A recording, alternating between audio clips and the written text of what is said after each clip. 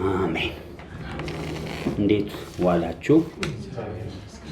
እስቲ ሁልጊዜ ማክሰኞ ከ10 ሰዓት ጀምሮ የምናደርገውን እረኛዊ ተልእኮ በሚል ወይም ተልእኮዎች በሚል የትምህርት ጊዜ አልፎ ደግሞ እግዚአብሔር እንደሰጠን የጊዜ መልእክት እንሰጣለንና እስቲ እዚህም እየገባችሁ እዚህም የመጣችሁ ዘጸአት ምዕራፍ 14ን አብረን እናወጣለን። አንድ ጊዜ መልእክት አስቀምጣለሁ። ይሄ መልእክት ከምን እንዴት እንደሚገናኝ በዛ በንባብ ውስጥ አድርጌ አስቀምጣለሁ። ዛሬ ሰኔ 3 2017 በፈረንጆቹ ደግሞ ጁን 10 2025 ከሰዓት በኋላ በዚህ በኢትዮጵያ ካላንደር ውስጥ ሆነን እስቲ በመላው ምህዋር ዓለሙ ላይ ከእግዚአብሔር አብ ከእግዚአብሔር ወልድ ከእግዚአብሔር መንፈስ ቅዱስ አማካኝነት እስቲ እግዚአብሔር ዛሬ በዚህ ቀን እንደወረደ የሚሰጠንን መልእክት አነባለሁ። ላንብብ። ዘጸአት ምዕራፍ 14 ቁጥር 10 ጀምሮ አነባለሁ። እንዲህ ይላል። ፈርዖን በቀረበ ጊዜ የእስራኤል ልጆች ዓይናቸውን አነሱ፣ እነሆም ግብፃኖች በኋላቸው ገስግሰው ነበር። የእስራኤልም ልጆች እጅግ ፈሩ፣ ወደ እግዚአብሔርም ጮሁ ብሎ ይጀምራል።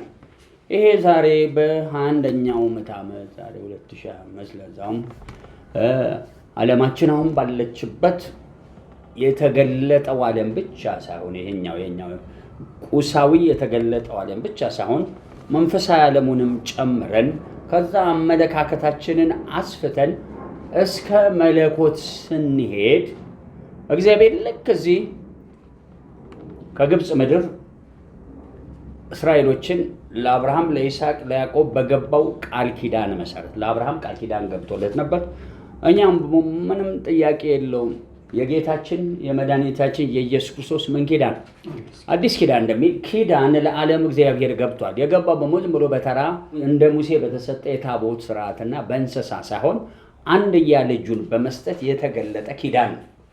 ስለዚህ ወደዚህኛው እያመጣ ነው፣ ግን ከዚህ ጋር እናያይዘዋለን። እንግዲህ የመጀመሪያ ያየሁት አሁንም እንድናውቀው የሚገባ በፍጹም በማመን እንድንይዘው የሚገባ ነገር እቺ ዓለም የማይታየውም የሚታየውም ይሄ የሚያልፈው በእግዚአብሔር ቃል ኪዳን እንዳለች ማወቅ አስፈላጊ ነው። ለምን? ልክ እዚህ ጋር ነው። ግን መጀመሪያውኑ ቃል ኪዳን እንዳለ ማያውቅ ትውልድ የተሸነፈ ነው።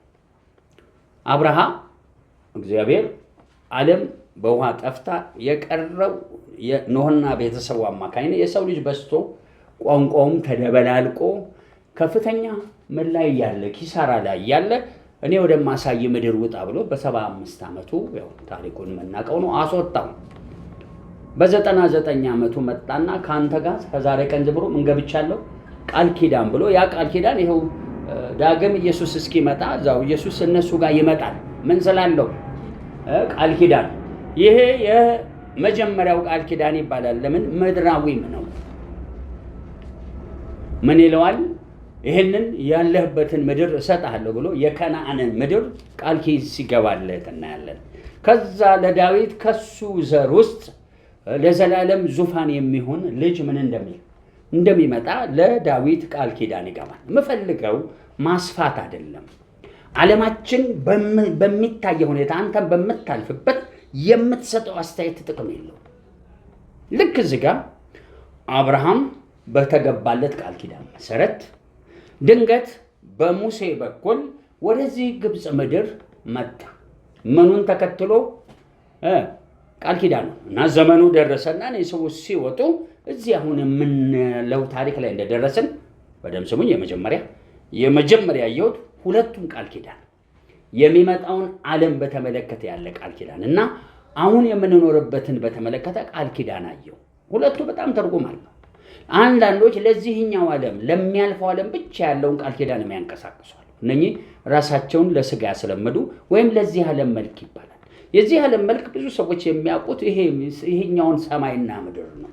እንደሱ አይደለም። ኢየሱስ ወደዚህ ዓለም ሲመጣ የዚህ ዓለም ገዢ በምድረ በዳ ሁሉ ፈትኖት እንደነበርና ዓለምንና ክብሩን አሳይቶ ድንጋይ ዳቦ አድርግ ብሎ ከዚህኛው ባሻገር ያለውን መንፈሳዊ ዓለም ሁሉ ፈትኖታል።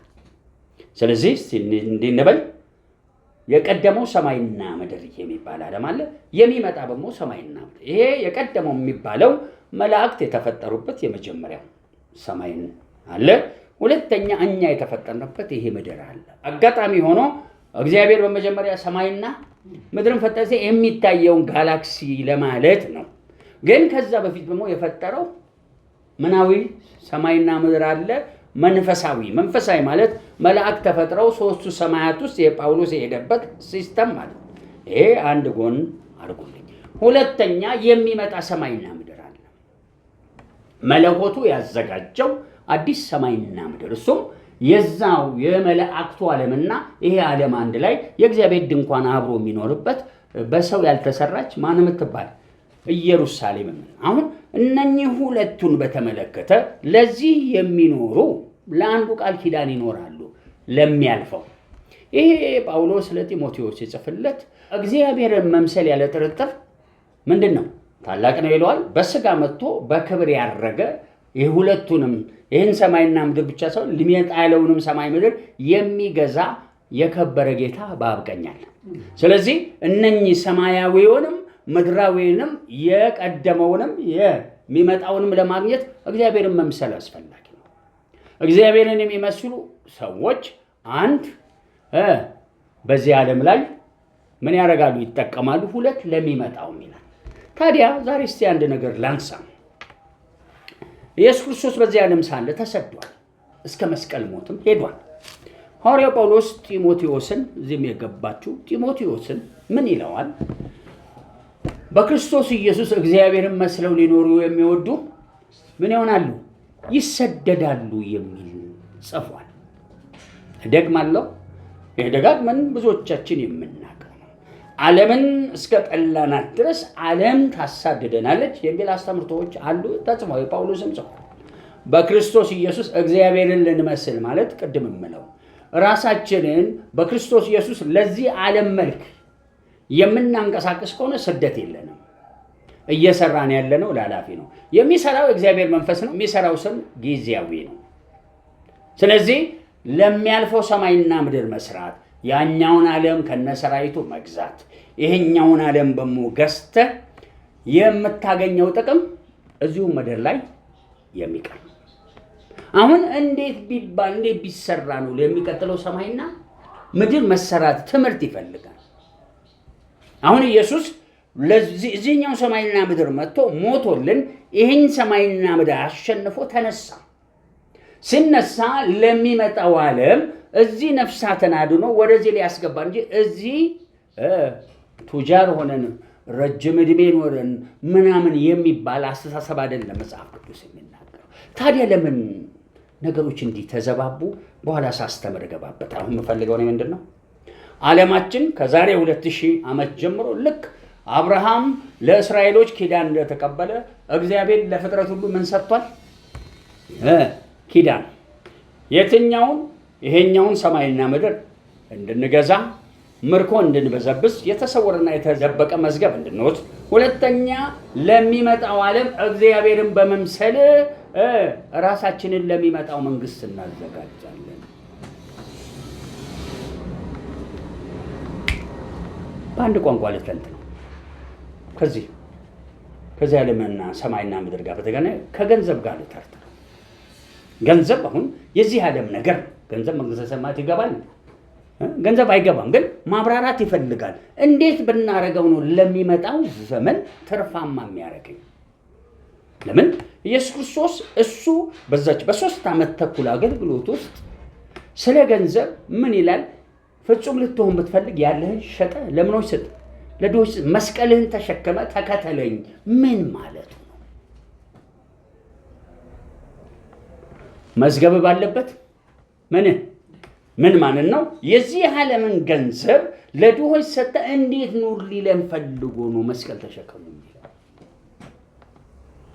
ሐዋርያቶቹ ልክ ባለ 50 ቀን የወረደው መንፈስ ይዘው ሁሉም ያለውን እየሸጠ ምን ወሰደ? ሐዋርያት እግር ስር አድርገው መንፈስ ቅዱስ ሰው ያወራል እንጂ አሁን ዛሬ ታዘዝ ቢሉት አንድም አይታዘዝም። ብዙ ሰው እግዚአብሔርን የመምሰል ህይወት አይደለም የሚፈልገው፣ ራሱን ለስጋ ማስለመድ ነው። ለስጋ ማስለመድ ለዚህኛው ሰማይና ምድር መኖር። አሁን ለዚህን ሰማይና ምድር ያለው ትተህ ለዛኛው ለመኖር ገንዘብህን ለምሳሌ አንድ ያለን ሽጠህ ለድሆች ስጥና መዝገብህ በሰማይ አብሮ ይሆናል። ያ ሰማይ ለየትኛው ሰማይና ምድር ይሆናል? ለአዲሱ እንዳትረሱ እንዲህ የሚል በሙሉ ሌላ ተጽፏል። ስጡ ይሰጣል። አሁን እነዚህ ሁለት ስብከቶች በጣም የተለያየ እይታ አላቸው። ስጡ ይሰጣቸዋል። በምትሰፍሩት መስፈሪያ የተጨቆነና የተነቀነቀ ተመልሶ ምን ይሆናል? ይሰጣል። በሌላ ቋንቋ ስጡ ይሰጣል። ዝሩ የሚል ትምህርት አለ። ያው መቼስ እና አላስተምርም፣ የታወቀ ነው።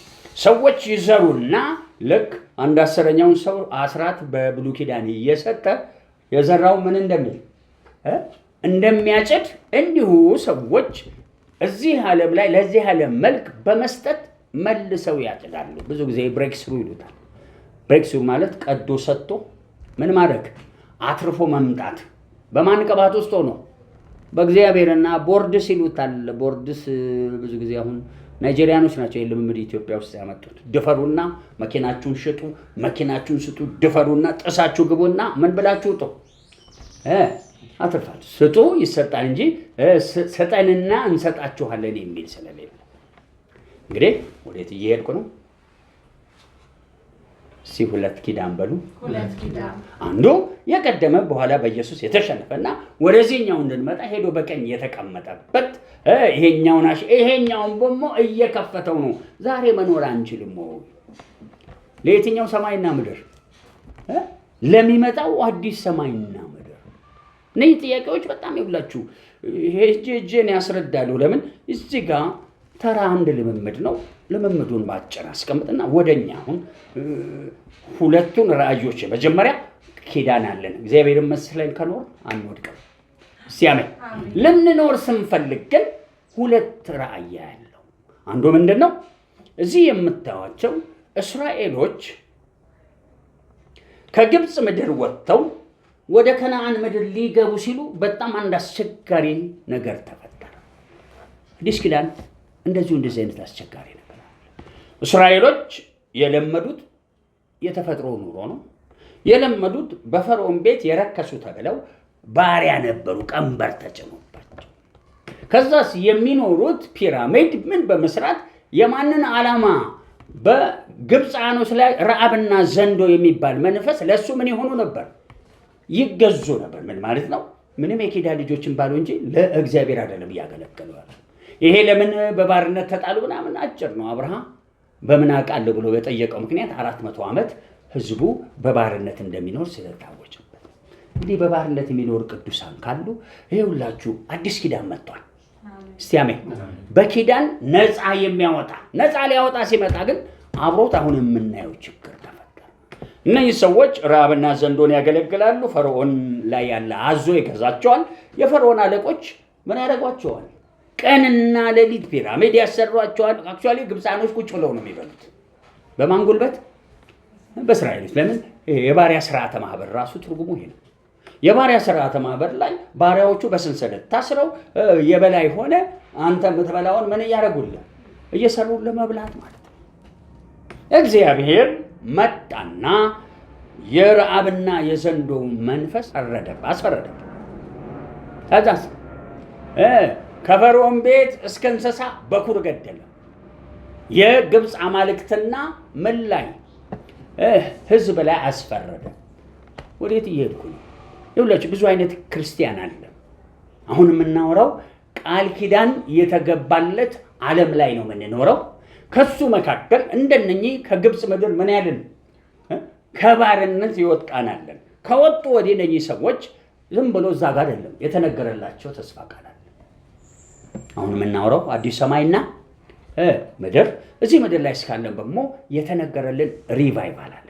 አብሶ ለዚህ ምድር ወይም በዓለም ደረጃ በየትውልዱ በየዘመናቱ ንቅናቄ እግዚአብሔር ያስነሳል። ሲያንድ ሰው አሜን። ይሄ ንቅናቄ የዛሬ 2000 ዓመት ኢየሱስ የሞተበት ኪዳን ሊፈርስ አይችልም። የሙሴ ኪዳን ፈርሷል።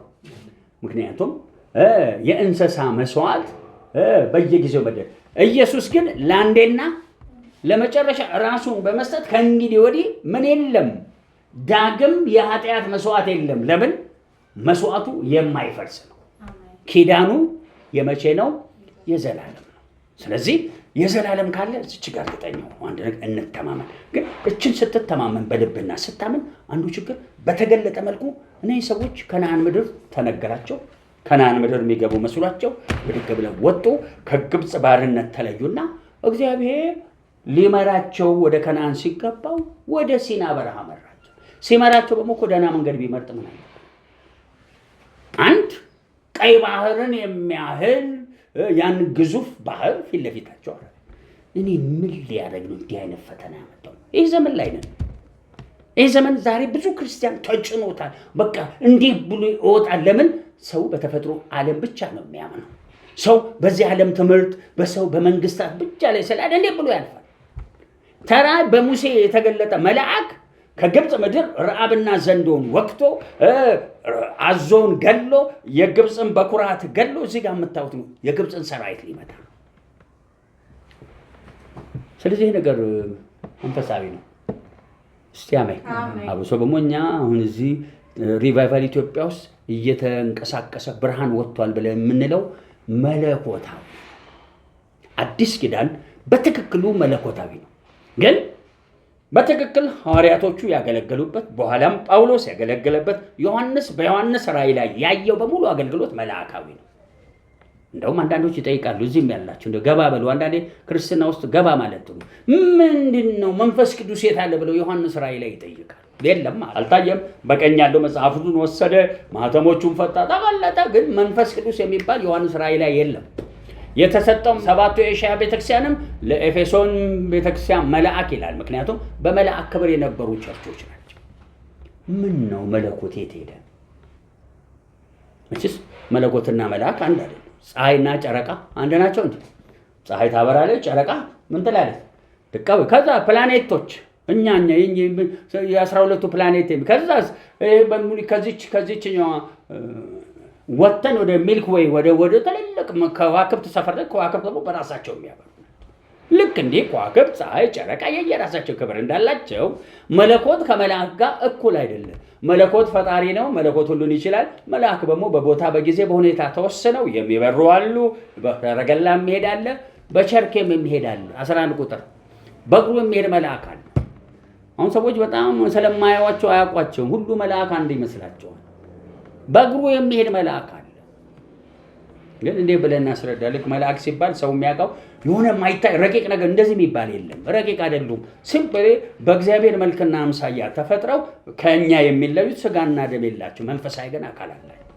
ይሄ ብቻ አይደለም፣ ግዝፈትና ልዩነት አላቸው። ባለ 6 ክንፍ፣ ባለ 2 ክንፍ፣ ባለ ሰረገላ፣ ባለ ምን አለ በሙ እግረኛ።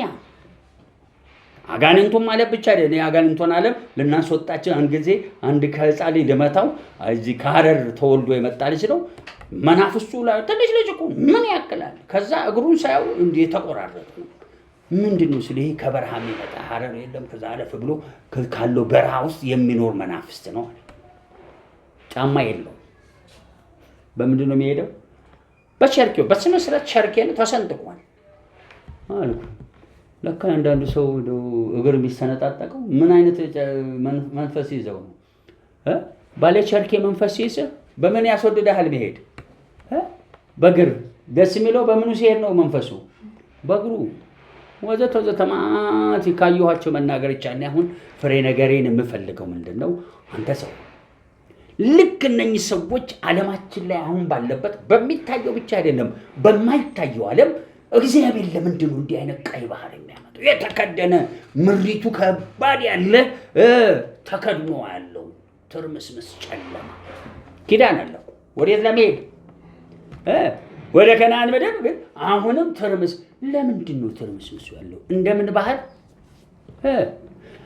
ቀይ ባህሩ እንዲህ ያለ ይሄው አያችኋቸው። እነዚህ ሰዎች በጣም በባርነት የኖሩ መንፈሳዊ ልምምድ የሌላቸው በጣም የሚያሳዝነው የአራት ጭፍራ ሰራዊት ያኔ ቀጠቀጣቸው ተሰልፎ በሰረገላ ምን እያለ ነው? እነሱ የረሱት ምንድነው? መካከላቸው የቆመ የምን አምድ አለ? የደመና አምድን አለ። ማታ ማታ እሳት ይሆናል፣ ቀን ቀን የደመና ምንድነው? መልአኩ በዛ ውስጥ ሆኖ ይንቀሳቀስ። መልአኩ ወደ ኋላ ሆኖ አያቸው ይላል። ሰረገሎቹን በሙሉ አወካቸውም ይላል በኋላ። ስለዚህ ማየት የሚገባቸው እነሱን እየመራ ያወጣውን ምኑን ነበር? መልአኩ። እሱ ኪዳን አለን እንበል። ኪዳኑ በስርዓት ባለበት እጅግ ዓለማችን ከብዶ ያለ ቀይ ባህር እላዋ ላይ። ህፃናት እንግዲህ ይህንን መልስ ይሰጣሉ። ምን አይነት መልስ? አብረን አንድ ህፃናት እንዲህ ነው የሚሉት። ስለ ቀይ ባህር ነው ማውራው። ዓለማችን ስላለችበት መንፈሳዊ ጨለማ፣ ድቅድቅ ጨለማ፣ ምድራዊ ተከትሎ በሞ ዓለም እንዲሁ እንደምታዩት ነው የቀደመችው የወደቀችው ሰማይና ምድር በኋላ ኢየሱስ የሚጠራርጋት በጣም ተጭና ያለችበት። ላምበብ ፈርዖን በቀረበ ጊዜ ሲጠላት በቀረበ ጊዜ በሉ የእስራኤል ልጆች አይናቸውን አነሱ። በሌላ ቋንቋ አጭርኩ ይመራቸው የነበረውን ደመና ተውና አይናቸውን ምን አነሱ? እሺ ከመስቀሉ አይኔን አላነሳም በሉ። ስንራመድ የሚሆነውን ሁኔታ ማንበብ ከጀመርክ አለቀል። እነዚህ ሰዎች ያ ሁሉ ታምር ያደረገና እየመራ እየሄደ ያለ ደመና እያዩ ልክ ሰረገላው ሲል የተፈጥሮ ዓለም ያዛቸው። የድሮ ትዝታ ያዛቸው። ምኖ ሲቀጠቅጧቸው ግብፃኖች ሲቀጠቅጣቸው በቃ ያ እላያቸው ለመጣ አይናቸውን አነሱና ወደ ማን አዞሩ? ወደ ግብፅ። ላንብብ። እነሆም ግብፃኖች በኋላቸው ምን ነበር? ገስግሰው ነበር። ምን ቀንበር ገስግሶ አለ ላይ ቀድሞ ነበር። ረሃብ፣ በሽታ፣ የሰው ማሰቃየት፣ የመናፍስት ውጊያ፣ በጠቅላላ ምን ቀንበር ዓለማችን ዩኒቨርሱን በሙሉ የምንሰማው ዩክሬንና ራሻ ይሄን እኔ ለውላችሁ ይደክመኛል። እነኝን ማላወራው ምንሰ ኢትዮጵያ ውስጥ ያለ ህዝብ ከመነሻው በጣም የተጠበበ ህይወት ነው ያለው። ስለ ዓለም ኢንተርናሽናል ዕውቀትም የለው። ይሄ አሁን ኒው ኦርደር ብለው ብሪክስ ብለው ያቋቋሙትና ፖለቲካ ተራ አውሮፓም እዚህ አሜሪካ ትራምፕ እያረገ ያለው ወዘተ ተብሎ ሁሉንም አንድ ላይ ስታመጡት ከዚህ ዓለም የሆነው ነገር ሁሉ ምንድነው? ላያችን ላይ ቀንበር ነው። እሱ ላይ ወደ ውስጥ ገብተሞ ጨለማ ዓለም ብታይ በጣም ዓለማችን ትልልቅ ገዢዎች ይባላሉ ወይም ትንንሽ ዘንዶች ልበል ብዙዎቹ ተኝተዋል አየሩ ላይ። እንደ የፋርስና የሜዶን አለቃ ተቋቋመኝ ይላል። አለቃው በታች ገዢ አለ። ከገዢው በታች ምን አሉ? አለቃትና ስልጣን። ያኔ ዳንኤል የነበረው ቅባት ወይም የነበረበት ክብር እንዳትረሱ። የመጀመሪያውን ተራ የረከሰ ምግብ ብላ ብለው እሱን አመለጠ። ህልምና ፍቼን አምጡ አለ፣ አመለጠ። አንበሳ ጉድጓድ ገባ፣ ምን አለ? የተለየ ከዛ ሲድራቅ ሚሳቅ አብደናጎ በምን ውስጥ አለፉ? በእሳት። ይሄ ሁሉ ልምምድ እነኚህ አራት ሰዎች ሰማያታቸው ክፍት ነው። እስቲ አሜን። ከዛ ፈተና በኋላ የዳንኤል ኑሮ ምን አለለት ይላል? ተቀምን ማለት ነው። ምድራዊ ነገር አበቃ። እሱ ከእንግዲህ ወዲህ የከበረ ነው። ማርዳለ ወርቅ ለብሳ እንደምን ኑሮ የሚሰራው ምድራዊ ነገር አብቶ ወዴት ገባ? ወደ ሰማይ ገብቶ ሁለት ትልልቅ ራእዮች ማን አሳየው? እግዚአብሔር አሳየው። ጉዳኑ ስለ ነገሥታት። ከዛ ስለ እስራኤሎች ጉዳይ ጾም ጸሎት ሊወስኑ ሳለ በ11 ሰዓት ላይ ሰማው ክፍት ስለሆነ ገብርኤል መጣ። ስለ ዓለም ላይ ሲፈልግ ግን እስራኤሎች ምንም እግዚአብሔር አብሯቸው ቢኖር የምን አለቃ የፋርስና የሜዶን ያንን 127 አገር የሚገዛው መንፈስ ሰማይ ላይ ማንን ተቋቋመ? ገብርኤልን። ከዛ ሚካኤል 3 ቀን ተዋጋለት። በ24ኛው ቀን ወረደ። ለምን አነሳ?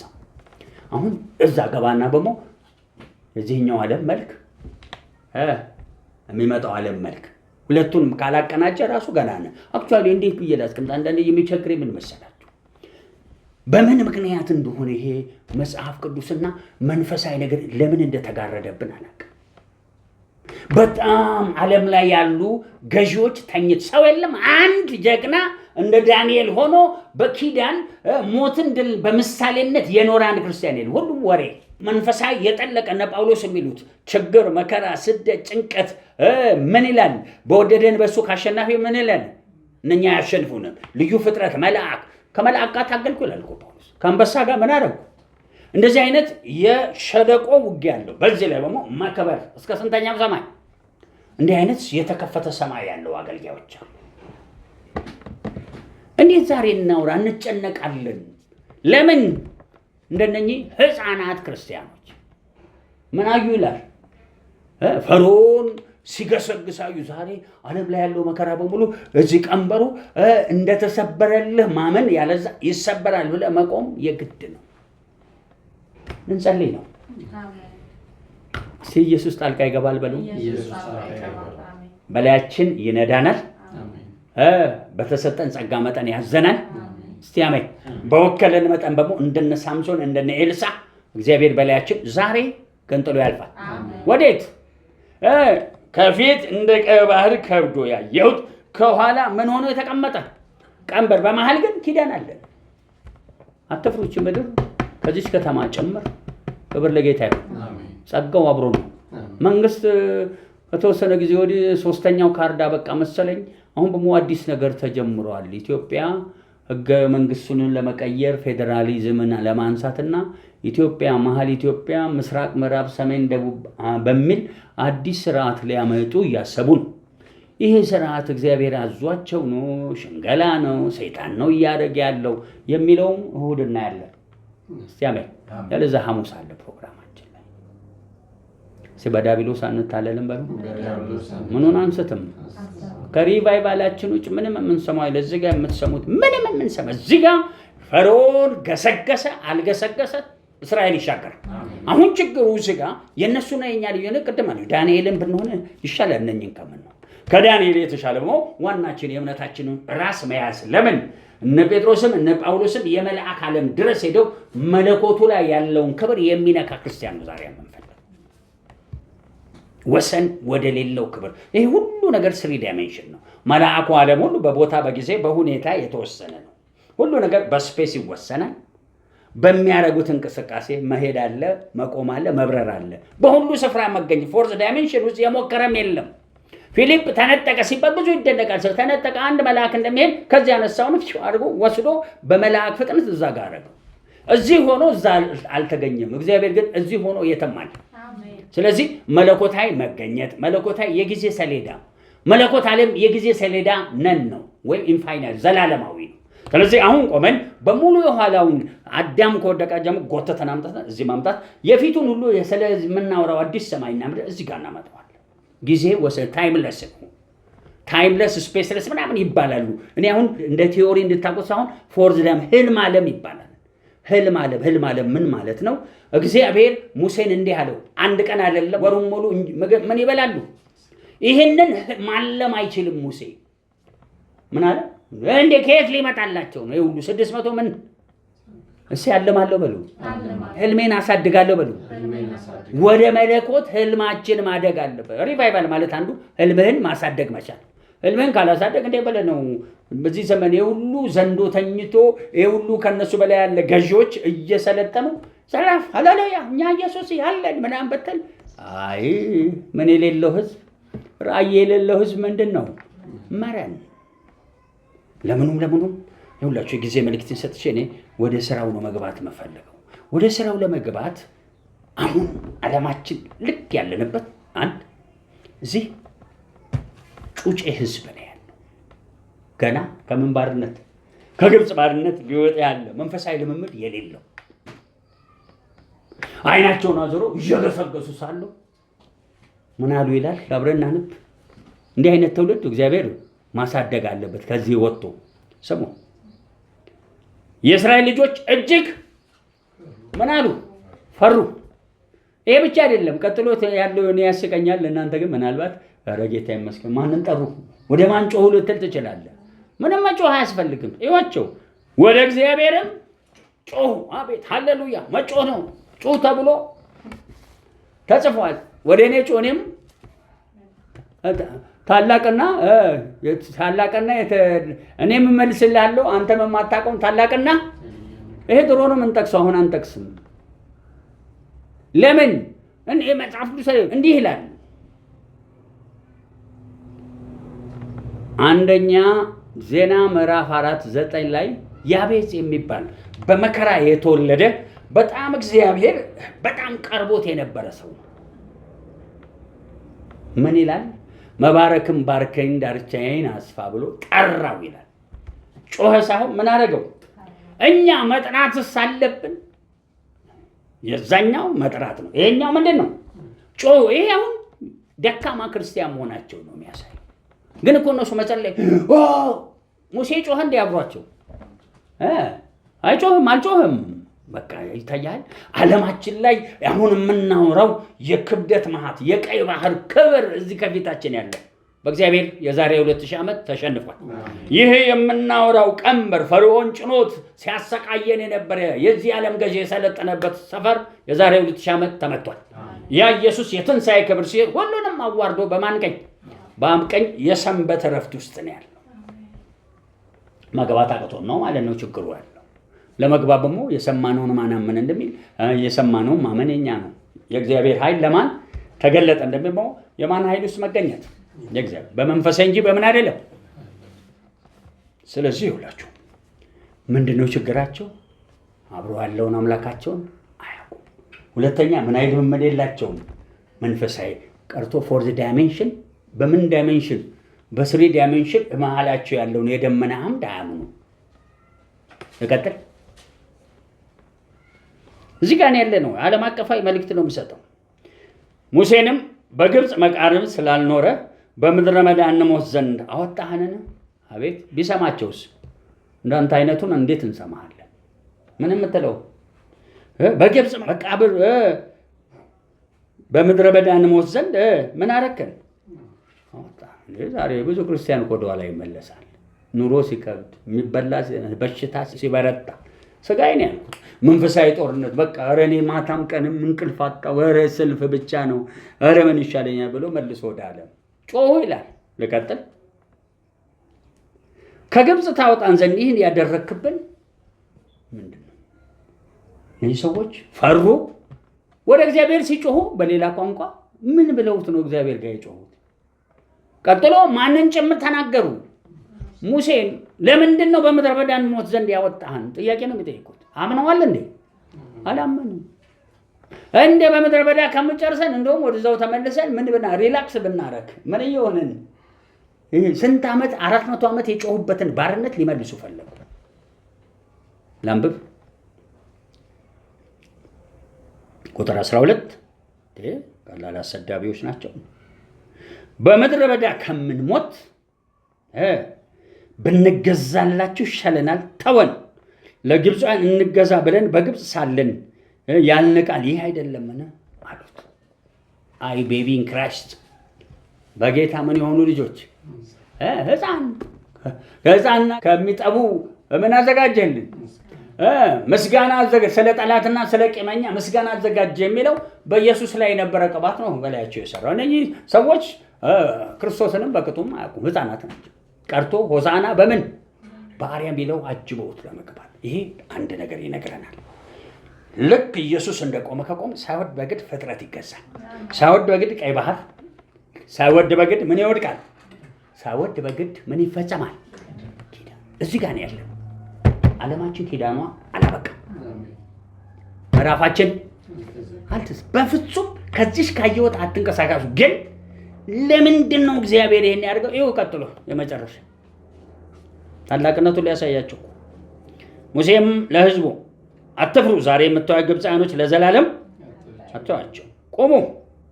ዛሬ ለእናንተ የሚያደርገው የእግዚአብሔርን ምን ይሁ በሌላ ቋንቋ እንዲህ እንበለው ሁሉም ማዳኑም የእግዚአብሔርም ሁሉ ነገሩ የማን ክብር ነው? የእግዚአብሔርን ክብር ምን እንዲሉ እንዲያዩና ፎርዝ ዳይሜንሽኑ ይቅርብን። እዛ ህልም ዓለም አይደለም። ያ የቆመው የደመናም ታላቅ እንደሆነ እንዲያውቁ ባወቁ በኋላ ፈርሳት ሰረገላው ምናምን እዛ ጎርፉ በክብር ምን ብሏልና እዚህ ጋር ታተመባቸው። እዚህ ጋር የድል ህይወት ታዲያስ ሃሌሉያ ምናምን ይሉልና 3 ቀን በኋላ ምግብ የለም፣ ውሃ የሚጠጣ የለም። ምን ጀመሩ? ቀጥሎ በሙሉ ሃሌሉያ ጌታ ካለት ላይ ታፈልቃለህ የኛ አይሉም። እንዴት ብለው እነዚህ ተሳዳቢዎች ከተሳዳቢ ጴንጤ ጌታ ይጠብቅ። በውስጥ አንዳንዶቹ በውስጥ ነው። እኔ የሚያሳዝኑኝ በሌላ ሰው ተጽዕኖስ በአንድ የሚገቡ ሰዎች ያሳዝኑኛል። ምድረ ፈሪ አካባቢ ከሄድ በቃ ፈሪ ሆነ ቁጭ ትላለህ። በሰው ተጽዕኖ የሚገቡ እግዚአብሔርን ብቻውን ማመን የማይችሉ ሰዎች ብዙ ጊዜ ችግር አለ። ለዚህ ነው ጥሩ እረኛ የሚያስፈልግ። እነዚያን ሰዎች የሚከልል አሉ። ገና ሳይለወጡ መጽሐፍ ቅዱስ ከግብፅ አብረው የወጡ ሙሴ ዘግይቷል ብለው ምን ያደረጉ ጥጃ ይሰራልን ብለው ስብሰባ ገጠሙ።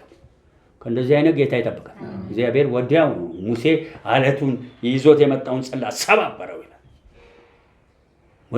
ወንድሙ ላይ ምኑን ያንሳ? እስቲ አሜን። የመጨረሻውን ላንብብ ቁጥር 14 ከዛ እንጸልያለን።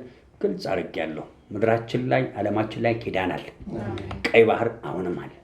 ለኛ ብቻ ዩኒቨርሱ ማለት በእኛ ያለው ኪዳን ቀይ ባህሩን ከፍሎ ወደ ተስፋይቱ ምድር እነኛ በጊዜው ምድረ በዳን የገቡት እኛ የምናወራው ወደ ዘላለማዊው የእግዚአብሔር ደህንነት እስቲ አሜን እንዳይሄድ እዚህ ከኋላ የተጫነ ቀንበር ከህዝብ ላይ ይነሳ። ልክ በሙሴ እንደተነሳ ላንብብና እንጸልያለን። ቁጥር 14 እግዚአብሔር ስለናንተ ይዋጋል እናንተም ዝም ትላላችሁ። ለሕፃናት ይሄ መልእክት ለሙሴ አይደለም። ለማን ነው? ለወጡት እስራኤሉ ለሙሴ ይሄን ሲል እግዚአብሔር ሙሴን ተቆጣ። መጥቶብኛል ህዝቡን እንዲሻገር ምን በል እንዴት ይሻገሩ? ቀይ ባህር እንዴት ነው የሚሻገሩት? አይችሉትም። አይተው አያውቁም። ምን የላቸው ሲህልም የላቸውም በሉ። ፎርዝ ዳይሜንሽን ውስጥ አይደሉም በሉ። ለምን በውሃ ላይ መሄድ እንደሚችል በልክ ብለው በዋቃቸው እንደያዙ ዶሮ በጎቻ ዝም ብለው ቢሄዱ ይሄዳሉ። ማን ቢሞክር ግን እግዚአብሔርን አይደክመውም እንጂ ስራ በዙበት። ገና ብሎ ነፋስ ምን ውሃውን እዛ ጋር እንደበረዶ ከመረው ይላል። ይሄኛው ሄደ ባዶ ሆነ መሬቱ እዛ እስኪሻገሩ። ከዛ የፈርዖን ሰራዊት አግዶ ተይዟል እኮ። አቤት እግዚአብሔር ችሎታ። አሁን የምፈልገው እስኪችን መልሱ በአንድ አቅም ነው።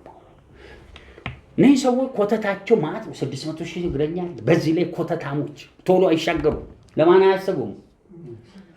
ስለዚህ ብሎ ያ ነፋስ ውሃው እየመጣ ነው። ከዛ ሲያቆመው ሲያቆመው ለምን አይቆምም? አዛ ሄዶ ምኑን መዝጋት አለበት?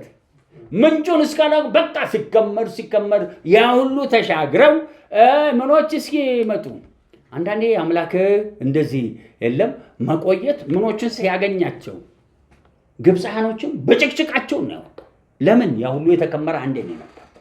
ቀርቶ ሊያመልጡ ምን ሆኖ ይላል ባህሩ ላይ ምናቸው ሬሳቸው በየጥጉ ላይ ተዘረገፈ ይላል። ለምን የውሃው መናወጥ ከገደላቸው በኋላ በየጫፉ ላይ ዘረገፋቸው። ታዲያ ወደኛ እናምጣው እስኪ ከኛ መሀል እዚህ መመጣው ከኔም ጭምር ዓለማችን ላይ ይውላችሁ እችን ሀገር ብቻ ብትወስዱልኝ በጣም ነው የሚያመኝ። ለምን የሶስተኛው ዓለም ጦርነት የሚመስለው ነገር ድሮ ሂትለር የዛሬ 80 ዓመት ከመነሳቱ በፊት ትልልቅ ሪቫይቫሎች ዓለማችን ላይ ነበሩ። አንዱ አዙሳ ይባላል። አሁንም ለምን ሪቫይቫል እግዚአብሔር አስነሳ? በእነኚህ ሪቫይቫሎች የሚጠፋውን ጥፋት ለመከልከል ነበር። ጥፋቱ አልመጣም እንዴ? መጥቷል። ሐዋርያቶች ባለ 50 ቀን ተነሱ። ምንም ያልቁ አልቆየም። በ80ኛው በ100ኛው ዓመት የሮማ መንግስት ጴንጤን በሙሉ እያሳደደ ከምድር ያጠ የካታከምቦ ሰማዕታት ታሪክ ተጻፈ። ምን ማለት ነው? ሲጀምር እያሸነፍክ መሄድ ሲገባ ምን እየሆነ ነው የሚሄደው? እየወደቀ። አንዱ ችግር ሪቫይቫል የሚመጣውን ጥፋት መከልከል ሲገባው ሪቫይቫል ይነሳና አስነሺዎቹ በቃ የሆነ ምክንያት ይፈለግን ይወድቃል። እሳቱ ይጠፋል። ተረኛ መኮንኑ ማን ይሆናል? ሰይጣን። ከዛ ሰይጣን በቀሉን የሚወስደውን ሁሉ ነፍስ ወደ ታች እስኪወስድ ሁለተኛውን ዓለም ጦርነት አመጣ። ረሃብ፣ የኢኮኖሚ ውድቀት ተጨፋጨፈ። አሁን ይኸው 80 ዓመቱ። ከዛ አሁን የሚሰበከው በሙ ገንዘብ ሆነ። ለምን ያ የዛሬ 100 ዓመት የአዙዛ ሪቫይቫል ያመጣብን ውድቀት ለምን ውድቀት ሆነ? ሪቫይቫል ለውድቀት ነው እንዴ?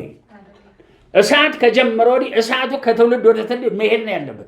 ኢየሱስ እሳቱን አነደደው። ሐዋርያቶች የጀመሩ ጳውሎስ ተቀበለ።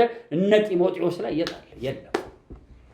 እነ ጢሞቴዎስ በኋላ ሐዋርያ እንደሆኑ መጽሐፍ ታሪክ ይነግራል። አይሸጋገርም። ፕሮፓጌት ከአንዱ ወደ አንዱ አይሄድም።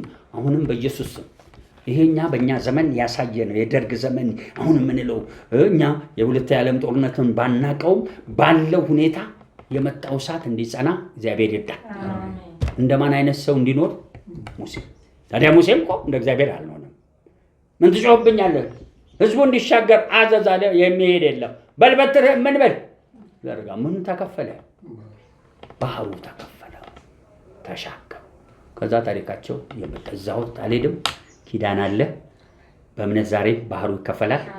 ቀንበር ተሸክሞ እየተንጓተተ ዓለምን የያዛት ይወድቃል። ምን ይሆናል? ኪዳን ይፈጸማል። እንጸልያለን እስቲ። እዚህም እግዚአብሔር ፈቅዶ የገባችሁ አብረን እንጸልይ። ይህ ቀን የመዳን ቀን ነው። ይህ ሰዓት የተወደደ ሰዓት ነው። ለዛውም በህልም ዓለም በፎርዝ ዳይሜንሽን ነው የምንንቀሳቀሰው።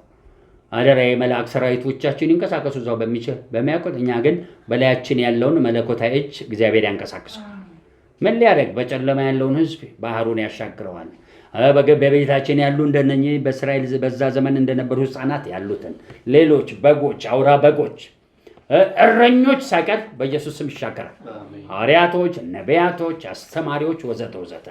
ጸልዩ እስቲ ጥቂት ደቂቃ። እዚህም ያላችሁ ጥቂት ደቂቃ እንጸልይ እስቲ። ጸልዩ።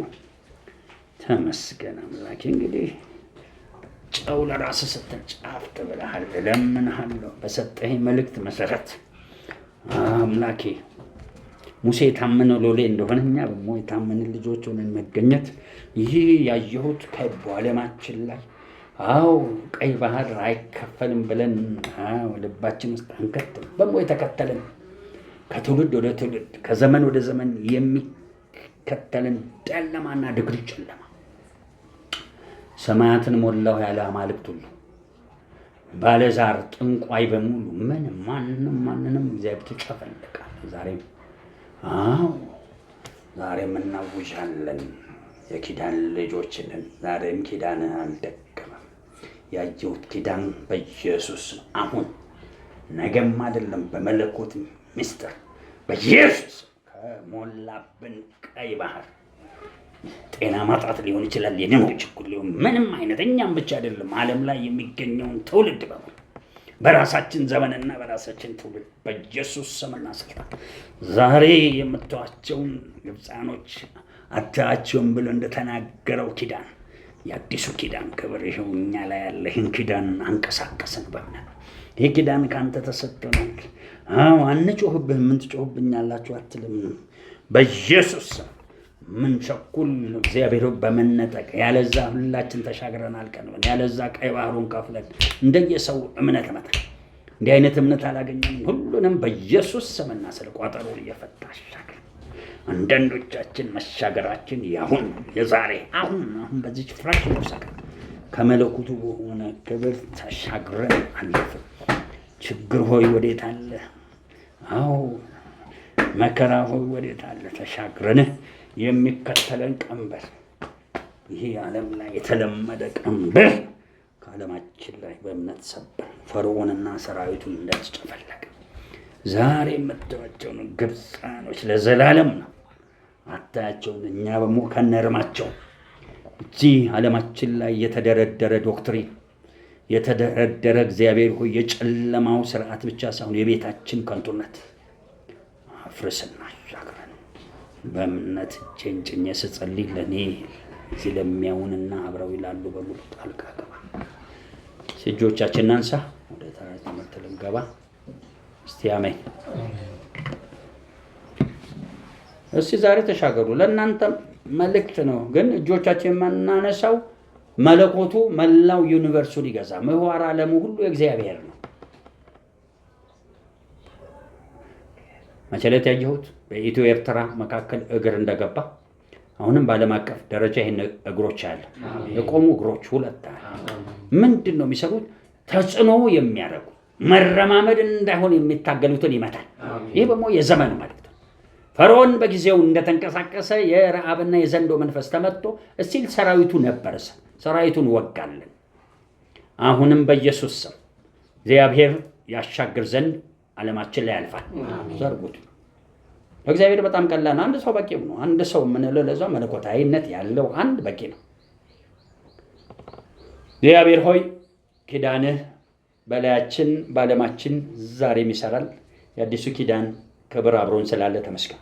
እሱን ኪዳን በመለኮት ዓለም አንቀሳቅሰን በኢየሱስ ስም ያየነው ሰው ሁሉ በዚህ በመከራ ጭንቀት ቀይ ባህር የተሞላ ይከፈል።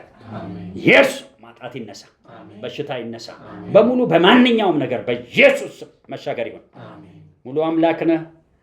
የሚረባቸውን ነገር ልታስተምር እነሱም በጊዜው ወደዛ ወሰድ። ሁሉንም ሰው በየአመሉና በየመልኩ በኢየሱስ ስም ይሻገር። ይሄ አብሮ ተከትሎ የመጣ ራብና ዘንዶ ቢወጋ እንኳን ግብጾች ሰራዊታቸው ቀርቶ ነበር። የመጨረሻ እግዚአብሔር ሆይ የግብፅን ሰራዊት እንደሰበርክ በናዝሬቱ በኢየሱስ ስም ያየነው ቀንበር ይሰበር፣ በኢየሱስ ስም ይሰበር። ሙሴና ህዝቡ እንደተሻገሩ በእምነት ዓለም ወደ ጥፋቷ እንዳትሄድ የዳኑትንም ያልዳኑትንም ይዘህ ተሻገርልን። በተሻገርክበት ለእያንዳንዱ በየአመሉ እሳት ይቀመጥ።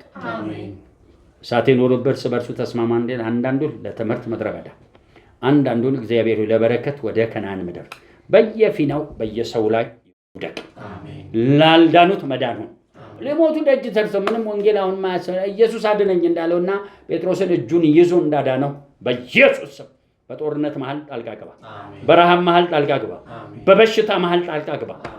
ማንም ማዝንላቸው እነኛ ፍልስጤሞች እስራኤልም መሃል እንዲሁ ሚሳኤል የሚተኮስ እንዲሁ በየቦታው ላይ ዛሬ ሞት ቅስፈታዊ ነው፣ የሥጋ ሞት ጭምር። ዘላለማዊማ ከዛ የከፋ ነው። ቅስፈታዊ መስመር ላይ ጣልቃ ግባ። ለአንተ ይቻላል። በኢየሱስ በየስፍራው ተረማመድና አርገህልን ተሻገር። ያየሁት እግር እንደቆመ ይህ ሕፃን ተወልዶልን ወንድ ልጅ ተሰጥቶን አለቅነት በጫንቃው ላይ የነበረ ክብር ዛሬም በመሃላችን ይልፍ፣ በመሃላችን ይለፍ። የእግዚአብሔር ቅናት ይህንን ያርክ። ጨብጠን እንያዝ። አሁን ነው የምትይዙት። ውጡ፣ እናንተ ራሳችሁ ካላችሁበት በእምነት ውጡ።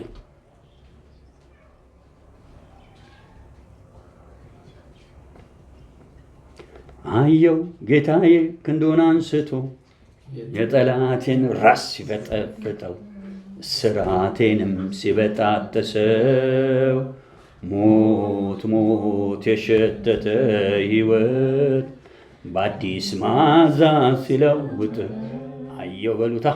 አየው ጌታዬ ክንዱን አንስቶ የጠላቴን ራስ ሲፈጠፍጠው እስራቴንም ሲበጣጥሰው ሞት ሞት የሸተተ ሕይወት በአዲስ መዓዛ ሲለውጥ። አሜን። መዓዛችን ኢየሱስ።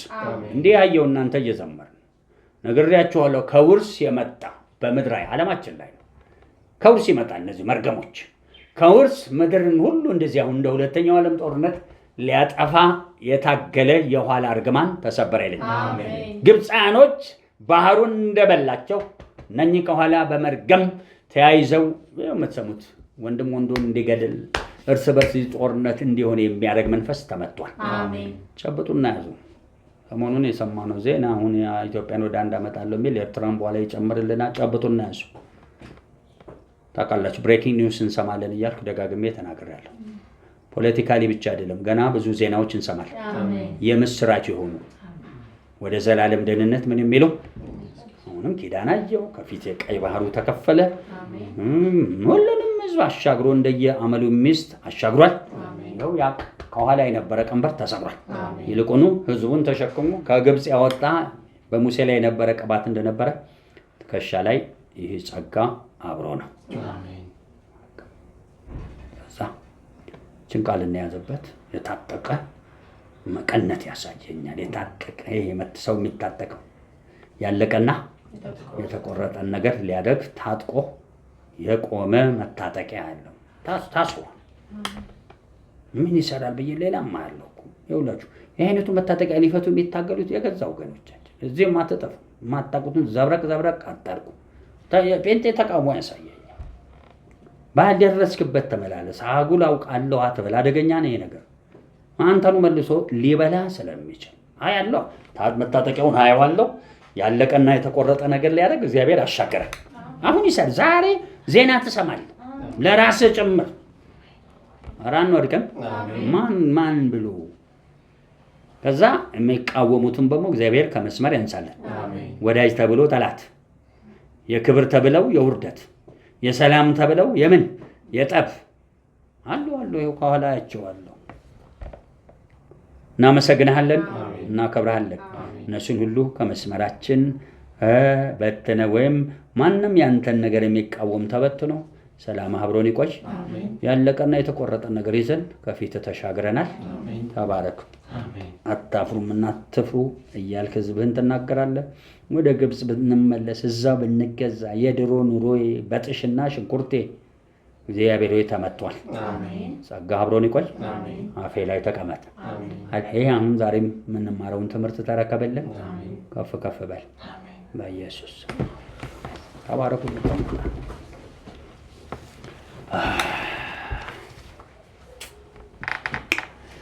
እስቲ እረኛዊ ተልእኮች በሚል ያው ብዙ ጊዜ ደጋግሜ እዚህም የምታውን ደጋግሜ ያስቀምጣለሁ።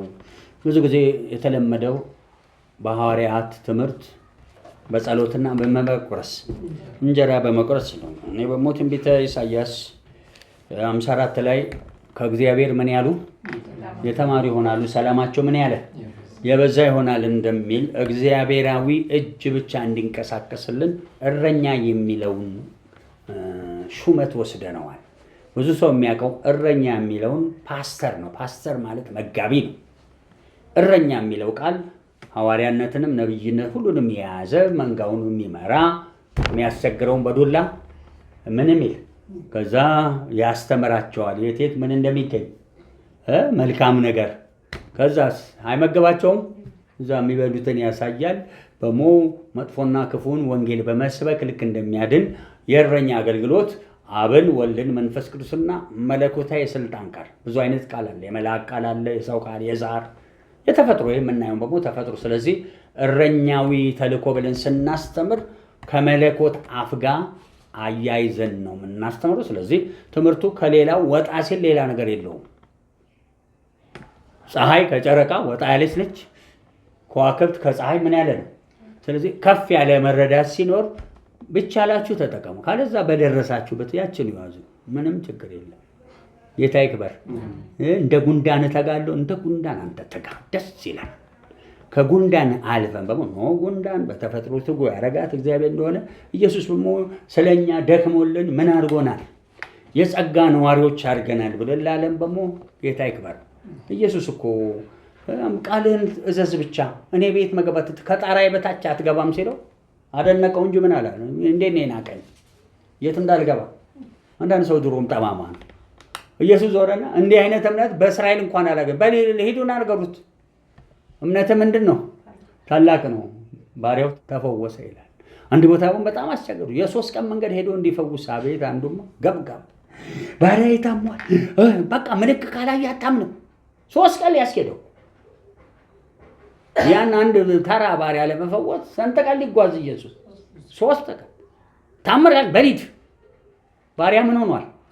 ተፈውሷል። ከዛ መልእክቱን ሊነግሩ ሲሄዱ አንድ ቀን ውለው የሚቀጥለው ግማሽ ቀን ላይ ከዛ በሞ ወዲያው ነው የተፈው ሊነግሩ ሲመጡ የተገናኙ በአንድ ቀን ተኩል መካከል ላይ ተገናኙ። ከእንደዚህ አይነት እኛን ከሚያስቸግር ጌታ ይጠብቃል። ለምን አምኖ ልክ እንዳይል ካረገ አንተ መጠቀም። ኢየሱስ ውክልናውን ይጠቀማል። ይተፈውሷል አለው። በቃ ከማንም ነት ማርታና ማርያም የለም ኢየሱስን ጠርተውት እኮ ከሙታን እንዳያስነሳ እኮ ሊያስቸግሩት ሞከሩ። አሁን ምን ይላል ሬሳው? ይሸት ብታምኝስ የማንን እሺ እግዚአብሔር ክብር ወጥቷል በለው። ወደ ትምህርታችን ከክለሳ ጋር ያይዘን ዛሬ የመጨረሻው ብዬ አምናለሁ ትንቢተ ኢሳይያስ 40 ላይ እንሄዳለን። የእግዚአብሔር የአዋጅ ነጋሪ ቃል በሚል ወደ እዚህ ትምህርት ገባለሁ። ትንቢተ ኢሳይያስ 40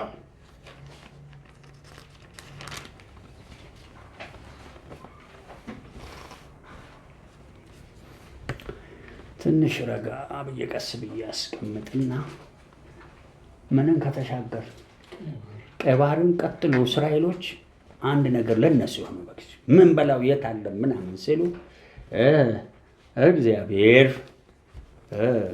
በአፌ ቃል መኖር ጀምሩ ብሎ በምን ጀመረ? በትእዛዝ። ትእዛዜን ብትጠብቁ በግብፅ ያያችሁት በሽታ ከእናንተ ጋር አሁን መና ሰብስቡ 6 ቀን ለ7ኛው እጥፍ ሰብስቡ፣ ከዛ ውጭ እሁድ አርፋችሁ ቤት ተቀመጡ ወደሚል ትእዛዝ ህይወት ለመዱ። አሁን የመጀመሪያው አዳም ትእዛዝ ነበረው። በኋላ አሁን የምናወራ ለግብፃኖች ምን ነበራቸው? የ10ቱ ትእዛዛት ትእዛዝ ነበራቸው። አሁን ደግሞ ምን ገባል? አዲስ ኪዳን። አሁን የምንፈልገው ዛሬ በአዲስ ኪዳን ውስጥ ስለሚሰጥ ትእዛዝ የእግዚአብሔር የአዋጅ ነጋሪት ቃል ምን ሊለን ነው ብለን ታዲያ ይሄ ነገር አሁን ኔትወርኩ ካልተዘረጋ ምንም ማንም እየተጨማለቀብን በአየሩም ላይ ያለ ሰይጣን ሁሉ አጉል ጴንጤ ነኝ ባለ ራእይ ነኝ ምናምን ብትለን እኛ መች እንሰማለን? እሺ ወሬ በአህያ አይጫንም በለው ከብቶናል። ሰው በልቡ አምኖ በደም የጽድቅ መንገድ ላይ በአፉ መስክሮ መዳን አክሽን በህይወቱ ማኖራል። አንዳንዴ ሊዘገይ ይችላል። ቀስ ያለ ቅባት ያለው አለ። የቅባት አይነት ነሐስ ሊሆን ይችላል፣ ብር፣ ወርቅ፣ ከዋክብት ደግሞ የአሁን ወሰን መለኮታዊ ሊሆን ይችላል። ሁሉም እንደየቅባት ነው ፍጥነቱ። ስለዚህ እንደ ፍጥነቱ ይሁን እንጂ አንተ ትቀበላለህ። አሁን ያን ለመቀበል ሲፈለግ ቶሎ እምነትህን የሚናገርን ሰው አትስማ። እኔ አሁን ይቸገር ነበር። ህዝብ ይጮሃል በዚህ በኢየሱስ ስም እያሉ እንዴት እናድርግ አስቆማቸው ይሉኛል። አስተምራለሁ እንጂ አላስቆማቸው። ለምን? እነዚህ ሰዎች በሚያምኑበት አቅማቸው ምን እያደረጉ ያሉ። አሁን ቀስ በል ሲባሉ የለም አንድ ጊዜ መሰክሰስ ነው እንደው ለለለለ እያለ ታሰገረች ሴትዮዋ። በቃ ምን ያርጓት? ከዛ ጠሯትና አይዞሽ እንወድሻለን በጌታ ፍቅር ምናምን አሏትና አንድ ነገር አደረጉ። ምንድነው? ብርድ ልብስ ምናምን ጤፍ ገዙ አሰጧትና አርፈሽ ምን በያሉ ጸጥ በያሏት። ከዛ አንድ ሳምንት መጣች ምኗን እየበላች ጤፏንና ብርድ ልብሷን መልበስ። ከዛ ስትመጣ ልክ እየተመለከሳለ ይገፋታል። እዚህ ጋር ምን የማረግ እነሱ ደግሞ እልልታው ለምን እንደጠለቱም አላውቅም። ከዛ ያለው ድል ምን ማድረግ ነው? ይሄው ብላ ጤፉን ተሸከማ ብርድ ልብሳችሁን ውሰዱ ምንን እመልሳለሁ አለች። እልልታይን መልሱልኝ አለች። ሰዎች በእምነታቸው እንዲሄዱ ቤተክርስቲያን ማበረታታት አለባት። ሌላ ሰው ላንሳ፣ 2 ሰዎች አነሳ። የነሱ ነው፣ ይሄ የኛ የራሳችን ነው። አንዱም አነሳው ያንግቾ ይባላል። ያንግቾ 10,000 ሰዎች አሁን ባላማ ከዛም በላይ ነው። ሰዎች ተሰብስበው ከፍተኛ እንደ ንብ ነው የሚጮሁት።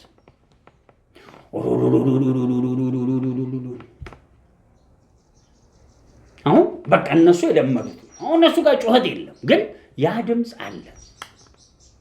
ከዛ ዳንስሌሽ የሚባለው የመተክቶስ የነበረው አንድ ቀን ኮሪያ ሊጎበኝ እሱ ጋር ሊጎበኝ ሄዶ ነበር።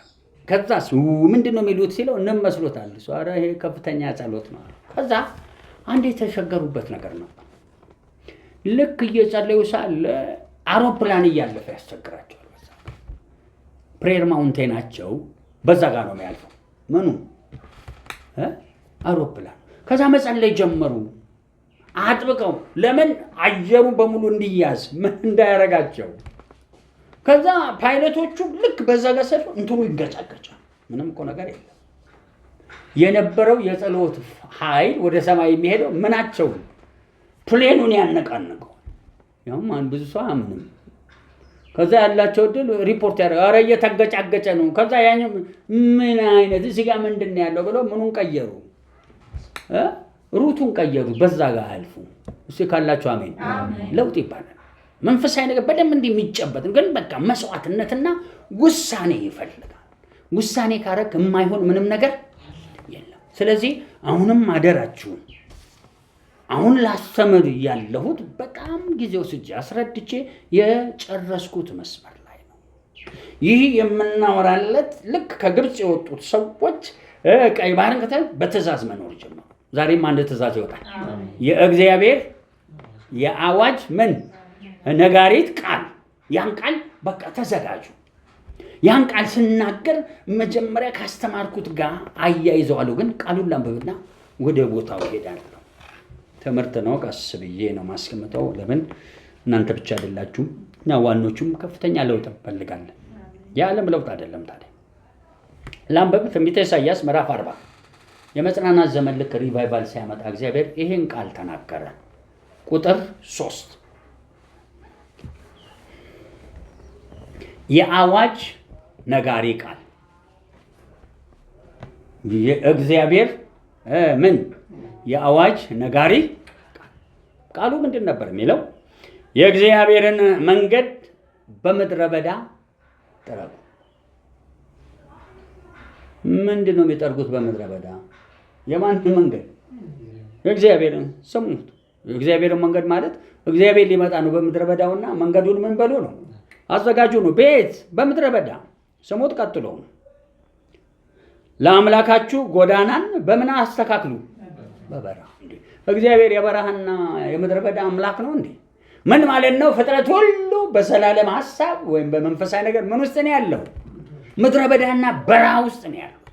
የአዋጅ ነጋሪ ቃል ወይም አሁን የምንፈልገው ከዛሬ ቀን ጀምሮ ትምህርት ነው። ይሄ ድሮ ነው ያዘዝነው። በኢየሱስ ስም ትእዛዞች ይፈጸማሉ፣ ስርዓታቶች ይፈጸማሉ። ከዚህ ጥቂት ከዛ ጥቂት ይፈጸማሉ። የትኞቹ? የአዲስ ኪዳን የእግዚአብሔር ቤት ተራራ ከምኖች ከተራሮች ራስ ላይ ይቆማል። ተራሮችን በሙሉ ረግጦ ከኮረብታ በላይ ከፍ ከፍ ይላል። አሕዛብ ሁሉ ወደዛ ይሰበሰባሉ። እስቲ አሜን። ምን ሊሉ? ሕግ ከየት? ከጽዮን። የእግዚአብሔር ድምፅ ከኢየሩሳሌም። የምን? የእግዚአብሔር የአዋጅ ነጋሪ ድምፅ ወይም ቃል። ስለዚህ ወደ ውስጥ ገብቼ ለአብራራ ነው፣ ትምህርት ነው እየሰጠሁ ያለሁት። በትምህርት ውስጥ ግን ድሮም የተሰራውን እንዳትረሱ። ስለዚህ እዚህ ጋር ይሄ አዋጅ የምድረ በዳ በረሃ ማስተካከል ምን ማለት ነው? እስኪ ልጨርሰው። ከዚህ ተነስቼ ወደ ትምህርት ይገባል። ሸለቆ ሁሉ ምን ይላል? ከፍ ይላል። ምን ስለወጣ? በምድረ በዳ በበረሃ የማን? የአምላካችን መንገድና ጎዳና ወጥቷል።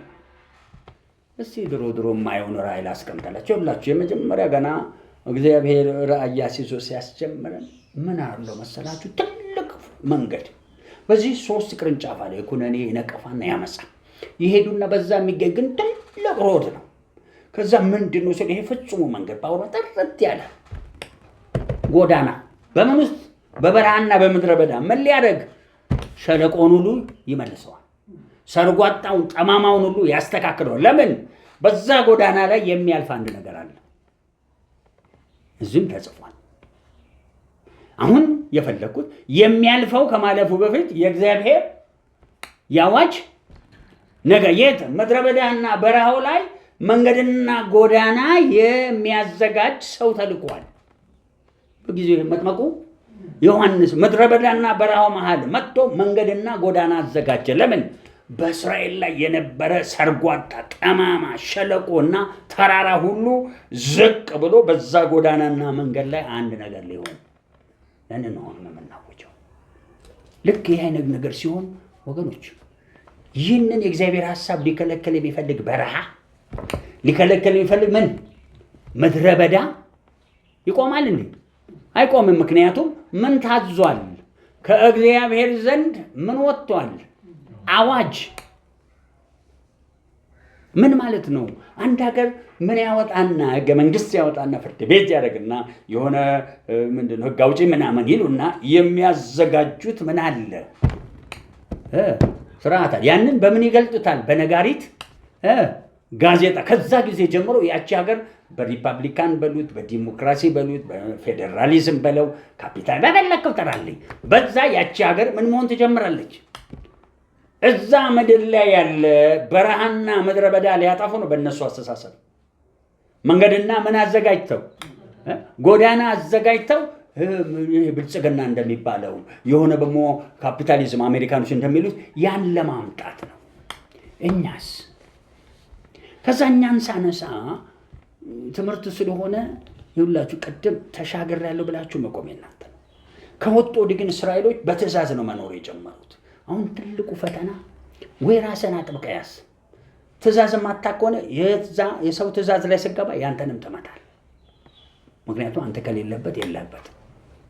ለዚህ ነው መዋቅር የሚባል የቤተ ክርስቲያን ሐዋርያነት፣ ነብይነት ምናምን የመጣው በዚህ ምክንያት ነው። ለምን? በውክልና የሚሰሩ የበላይ ናቸው። እየታዘዙ የሚንቀሳቀሰው ሁለተኛ የበላይ ናቸው። ሶስተኛ እየተነዱ የሚመጡ አሉ የሚቀበሉ። አጋፖስ ተነድቶ መጣ። የጳውሎስን ቀበቶ ያዘና የሰራዊት ጌታ እግዚአብሔር ለዚህ ቀበቶ ባለቤት ወገኖቹ ይዙታል፣ ለምን አሳልፈው ይሰጡታል? ተነድቶ መጣ። ይህን አይነት ልምምድ አሁን የለም። በጣም አስቸጋሪ ዘመን። እኔ አንድ ጵኔል የሚባል ቸርች ውስጥ እንዲህ ትልቅ ነቢያቶች አሉኝ፣ ከዛ ትንንሾች አሉ። ልክ የእግዚአብሔር መነዳት ልክ ከስብከቱ ጋር ይወርድና ልክ ብርሃን ሲያበራ ዋናው ነቢያት ቁጭ ብለው ምድረ ለፍላፊ ከዛ ስርዓት ጳውሎስ ወዶ ነው እንዴ ሁለት ወይ ስንት ይናገሩ። ከዛ እስቲ ልብዬ እንዲህ ሲል ቆረቆንዳ የቡና ተላ ኧረ በኢየሱስ ስም አለ ከየት ነው የሚመነጨው ብዬ ስል እነኛ ሰዎች ያልተሰሩ ናቸው አለ። ምን ስለወረደ ብቻ ክብሩ ስለወረደ ዋኖቹ ቁጭ ብለው እነሱ አፈፋ አድርገው ከነምናቸው ከነቆረቆንዳቸው ከነአተላቸው በስርዓትም ከዛ እንትኑ ይቆሽሻል። የወረደው መንፈስ ውሃ አይደል? ውሃ የመንፈስ ቅዱስ አብሮ ይደፈርሳል። እኔም ምን ላድርግ እንዴት ነው ይሄ ነገር መሆን ያለበት ብዬ ስል የመጀመሪያ ክብሩ ሲወርድ ትልቋ ነብይ አለች። አንድሽ እንዳትናገሪ ማለት ሳንወድ በግድ ነው እኮ ምን የመጣው እግዚአብሔር የሰላም አምላክ እንጂ ምንም አምላክ አይደለም። ለምን ጳውሎስ የደነገገውን ትንጋጌ አንዳንድ ቤተክርስቲያናት አይፈልጉትም። ለምን ሞር ነፃነት በቃ ደስ ይላል እኮ ነፃ ይሁን ሁሉም ቢናገር። ቄስ በሌላ እንዲህ አረኩልናል ሲመክሩኝ ያን በዛንጦጦ ሳሉ ሰበሰቡንና እኔ አንድ ከነሉ ሊሰገድ ምናምን ተባለ ነቢያት ተሰበሰቡና ይሁላችሁ ክርስትና ውስጥ አንተ ዋናችሁ ሁልጊዜ በስነ ስርዓት ጠለቅ ባለ ቃሉን ጽባ ቤተክርስቲያን የምትመራው መነሻው ቃል ነው። አብሮት መንፈሱ ይንቀሳቀሳል። እኔ እንዲህ ያጋጠመኛል። ያ ሁሉ ጉባኤ ባለበት አንዲት ሴት መልእክት ሲሰጣት አየውና እስቲ ተናገሪ ብዬ ተናገረች። ወዲያው እሷ አለች አለው ጉዳቸው ልይዙ በቃ ሳትበሉ ብዬ 3 ሰዓት ፈልጌ አለ 40 ሰው ተናገረ መልእክት ቶቶ ኮንፈረንስ ላይ ሳለ እናንተ የተናገራችሁ በሙሉ ቢሮ እንድትመጡ ብያል። ተጣበበ ያለ ቢሮ። ከዛስ ቄስ በሊና ጸጋላቸው ምን እኔ ማውጣት መናፍስት እንዲህ አልቋል በናዝሬቱ በኢየሱስ ስም። ከ40ዎቹ 2 ናቸው ትክክል የተነሳ 38ቱ የማን ነው ናውጣ ሰላም እየተንፈራገጡ እንግዲህ ጴንጤዎች ናቸው። ምን መንፈስ ተቀመጠባቸው ምንድነው ይሆናል እኮ ከምድረ በዳና ከበረሃ በጎዳናው ምን ብለዋል እነዚህ ሰዎች ካለ መጠንቀቅ የማን መንፈስ መሳፈሪያ ሆኑ። 38ቱን አወጣዋል። 38ቱ ላይ የነበረ አጋንንት አስወጥቼ በሉ ሂዱ ሁለተኛ በስጋ የሚያው በእነሱ በድሮ ዘመን የሚያው በስጋ መልእክት ምን እንዳትሉ በስጋ አይደለም መልእክት የሰጡት በሰይጣን ነው መልእክት የሰጡት። ለምን ምን ወጥቷል። ከዛ አደራህን ሁልጊዜ ቸርች ንጹህ ሆና እንድትቆይ በጊዜውም አለ ጊዜውም ምን ነው መታውት ነው ቃሉን ጊዜው ሲች እያንዳንዱ ዝም ብዬ መንፈሳዊ ልምምድ ቢኖረኝም ብዙም አላረግም። ለምን ክርስቲያኖች መጀመሪያ በቃሉ ተተክለው ከሌሉ ምን ችግር ይፈጥራሉ? የሰው ነገር ይጨፈልቃል። ሁልጊዜ ስትተባበር ከማን ጋር እንደምትተባበር ተጠንቀቅ። የክርስትና መጀመሪያ ከእግዚአብሔር ጋር ህብረት አለ ሌላ ከአብ ከልጁ ከመንፈሱ ከነሱ የተነሳ ከተሰጠ መለኮት ቃል ጋር ከዛ ከመለኮት ዓለም ጋር ነው ህብረት ከሚመጣው ዓለም ኃይል ጋር ይላል። ስለዚህ እነኛ የመጀመሪያ ህብረት ናቸው። አሁን ይሄን በምን አንደን ሰው ምንም አቅም ስለሌለው ይሄን ለማስፈጸም እረኞች ይሾማል። ከዛ በድሮ ቋንቋ ሐዋርያት ነቢያት በእነሱ ስትል ከእነሱ ጋር ተጠንቅቀ ነው የምትኖረው። ምክንያቱም እነሱ ውስጥ ያለው አየር ሊረግምህ ይችላል። ስለነሱ ነገስታትን ምን አለ ይላል። አንዳንዱ ህብረት ልክ ሲጀምር ያዩና ፓስተሩ ዳንኤል መኮንን እንዳለው አንዱ ተዛቆች ተተሉና ሲወጣ እሱ በሙሉ ይሰማታል እንጂ ዛሬ ሱሪት ቬልቫቶ ምን ብሏል ረዘም ብሏል ትላለች። ከዛ ዛሬ ኮት ምን ነው ምን አለብህ እዛ ኮቱን ልታይ ነው እንደምትሄደው። ከዛ በኋላ በመጨረሻ እንደቀም ዘነጥ ብዬ ሄድኳለ። እሱም በመሆን ያስቃል እኮ ምን ብሎ ሄደ ዘነጥ ብዬ። ከዛ ሁሉ ነገር አምሯል። ዛሬ ግን ትንሽ ወደዚህ ወደ እንትን ድረስ ከቀበቶ በታች ከረባተ ምን ብሏል አለችኝ አለ። ታዲያ ምን ችግር አለ እጅና መቀስ አምጪ አልኳት። ለምን ምን ወሊ ቆርጠላት ምላሷ እውነተኛ ታሪክ ነው። ዳንኤል ታውቃላችሁ እንደዚህ ውሸትም አይችልበትም። ዳንኤል ታዲያ ሰው አይዋሽም ብለህ ዳንኤል አይዋሽም ብያልኩ አይደል? ዳንኤል መኮንን ምንድን ነው የፈለግኩት? ህብረትህን አያውቁም። በቃ ሰዎች ይሄ በጣም ውስብስብ የመጀመሪያ ህብረት ይባላል። ከህብረት ቀጥሎ አንድ ሰው በጣም አብሮ መስራት ሲፈልግ ይጠመራል። መጠመር ምን ማለት ነው? ከገመድ ዝጋን ወይም እንደዚህ መያዝ መጠመር ይባላል። ያ ጥምሮሽ በጣም አደገኛ ነው። ለምን? ድሮ ትተባበራል፣ ይሄዳል። ሲፈልግ ገደል ገብቶ ተመልሶ ይመጣል። ታጥበዋለህ። ለምን? እዛ ሄዶ የሚሸነቆረውን ኃጢአት ይዞ ሲመጣ ስትተባበረው ደሙ ይመጣና ይሸፍነዋል። ለምን? የእግዚአብሔር ቤት የምን ቤት ነው? የጸሎት ቤት። የትኛው ሲባል ማስተምራለሁ። ምክንያቱም አሁን በጣም ጊዜው እዚህም ያላችሁ ብሰብክ ኃጢአት ብዬ ስለ ኃጢአትና ጽድቅ ብሰብክ እናንተ የምታውቁትን ኃጢአተኛ እናውቀው። ለምን? ኃጢአት የማያውቀው ኃጢአት ሲሆን ኃጢአት ተሽሯል። ግን እንዴት ነው ታዲያ ኃጢአት የሚኖረው? እግዚአብሔር ከሚያዝ የአዲስ ኪዳን የጸጋ ቃል ስትወጣ፣ ይሄም የጸጋ ቃል መላእክቱ ዓለም የነበረ ታቦት አለ። እዚህም ደግሞ ታቦት አለ። ኢየሱስ የሁለቱንም ደም ረጭቶ በመለኮት የመኖር ዓለም ከፍቷል። ራስን በመግዛት በጽድቅ ማንም በመምሰል እግዚአብሔርን በመምሰል እንድንኖር ነው ይሄ ጸጋ የተሰጠ። ከዚህ ውጪ ሃይማኖት ሰብስበን አትቅመስ፣ አሳማ አትብላ፣ ይሄ ሰንበት እሑድ ነው፣ ቅዳሜ ነው፣ ዓርብ ነው፣ ስራ ፈት። እነኚህ ስራ መፍታቶች ግን ስለማይታወቅ ቀስ ብለን ወደ ማሳወቅ ለመውጣት ነው አሁን ማስተማር። አደራችሁ ይሄ ሁሉ እያገለገልኩ ያለሁት ሰው እምነቱን በትክክል ጎዳና ላይ አድርጎ መሄድ ግዴታው ነው። ያን ፍጹም መንገድ ከነኛ አረኩና ድንገት ከደቡብ ሀገረ ማርያም ከሚባል ቦታ ቴድሮስ የሚባል ሰው ብለው ተመርተን መጣም ብለው በአንድ አምሳለ በምትባል ሴት አንዱ ደንቢ ወደ ጌታ ሄዶ ታደሰ ይባላል አንደኛው ፓስተራቸው። ተመርተን የመጣ ነው አለ። ምን አይታችሁ ነው ስለው እነሱ ደግሞ እንዲህ ነው ያዩት። ዛፍ አየናሉ። ዛፉ የመስታወት ነው አሉ።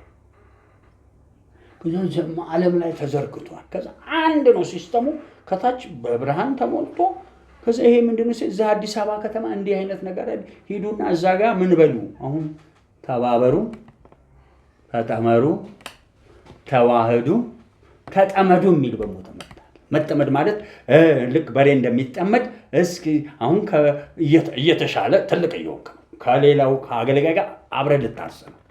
ከዛ ከመጠመድ ትወጣና ከአንገት ላይ ይነሳና ራስን ትችላል። ሁላችን የማን ልጅን እስክንመስል የእግዚአብሔር ልጅ ቢሆንልን ፍጹም ሙላት ወዳለው ወደ ማን ወደ አብ እንድንደርስ። አብና ልጁ ምንድነው ልዩነታቸው?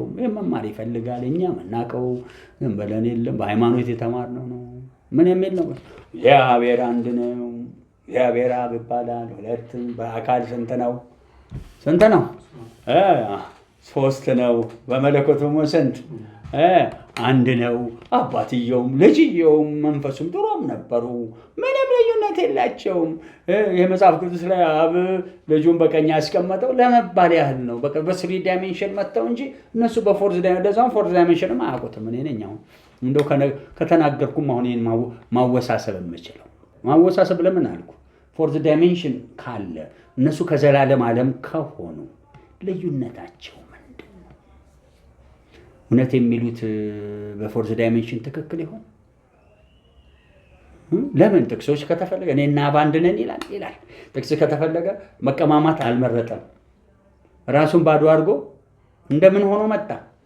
እንደ ሰው እስከምን ሞት እስከ መስቀል ሞት ምን አለ? ታዘዘ። ዛሬ ትምህርቴን አሁን ስለመታዘዝ ነው። የእግዚአብሔር የምን የአዋጅ ነጋሪ ቃል። ያ የአዋጅ ነጋሪ ቃል ምንድን ነው? እሱ ነው የምንፈልገው። እሱን ለማንሳት ነው እንግዲህ አሁን ይሄ ሁሉ ከነዚህ ሰዎች ጋር አብሬ ጀመርኩ። 250 ትልልቅ ነቢያትና ፓስተሮች አላቸው። ወደ 250 ሺህ ህዝብ አባል አላቸው። በየቦታው እስላም በጣም ወንጌል ያሰፋል። አዛስ ተነጋገርን፣ ዘረጋንና አንድ ፈረንጅ ቸርች መጣ ሊያግዘን። ልክ ፈረንጅ ሲመጣ ችግር ተጀመረ። ለምን? ብዙ ኢትዮጵያኖች ፈረንጆች ማን ናቸው ሲባሉ መልካቸውን ነው የሚያዩት። ፈረንጅ ሲባል ፊቱ ያምራል ነው፣ ውስጡ ምንድን ነው? ለቄስ ነው። ማን ያልነካቸው? ከዛ በኋላ አሉ በቃ $600 ሊከፈለን ነው አሉ። እዛም ገጠር ያሉት በጣም $600 ወገን የገንዘብ ያላሸነፈ ሰው ህብረቱን ወደ ምን ልናመጣው ወደ መጠመር ቸርቾቹ ሄጄ ኮንፈረንስ አደረኩ። ከዛ እንቁላል ፋብሪካ አካባቢ ቸርቹን ልንከፍት ፈረንጆቹ እኛ ቸርቹን በፈረንጅ ልንከፍተው አይደለ ልንከራይ ስልን እስቲ ለምን ፕሮግራሙን ዓለም አቀፋ ያናረገው ብለን ከፈት ነው ዓለም አቀፍ። ልክ ወዲያው በደቡብ አድርገው እነኚህ ሰዎች መጡ። ከዛ $600 ከሰጡንማ እኛ ቸርቹን መያዝ አለብን አሉ።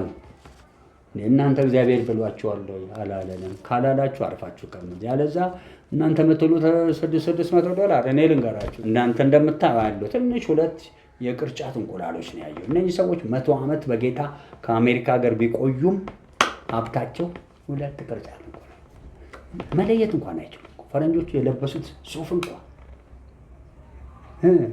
ያቺ ደቀቅ ያለች የድሮ የአሜሪካ ሱፍ አቁም ሱፍ እንኳን አይለዩም። ኢትዮጵያ ሰው ሱፍ እንኳን ሲለብስ ይለያል። ይሄ የምታዩት ሱፋቸውን አታያቸው። እኔ ያልኳችሁ ከዛ ብለው ገንጥለው ወሰዱ ሰዎቹ። አንዲት ፈረንሳይ ለጋሲዮን በትንሽ ቤት የመከራያ ሰጥተዋቸው ሄዷል። ፈረስ ለምን ሄድኩ? ይኸውላችሁ እኔ የምፈልገው ዛሬ ያ የድሮ የሕፃንነት ዘመን ቸርች ነው ለሰው። አሁን የምንፈልገው የማን የእግዚአብሔር ምን ያለበት አዋጅ ማለት ኬላ እንሰራለን። ለዛውም የምንሰራው ኬላ ምናዊ ሆነ መለኮታዊነት መልአክ ሁሉ ለዛ የሚገዛለት ተወይ ምድረ ጭባ ልበል እንጂ ዝም ብለህ ጠንቋይ ነኝ መተተኛ ነህ ከኔ በላይ ማንም የለ። እሱን ጨመዳዶ ይጥላል።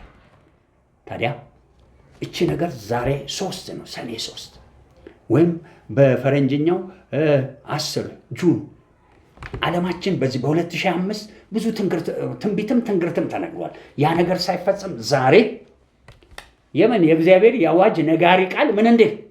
ይሄ አዋጅ ነጋሪ ቃል በምድረ በዳና በበረሃው መንገድ ተዘጋጅቶ ጠማማው ሰርጓጣው ሲዘር ዓላማው አንድ ነው። ቦታው ላይ እናንብብና ወደ ትምህርቴ እንደገና ገባለሁ።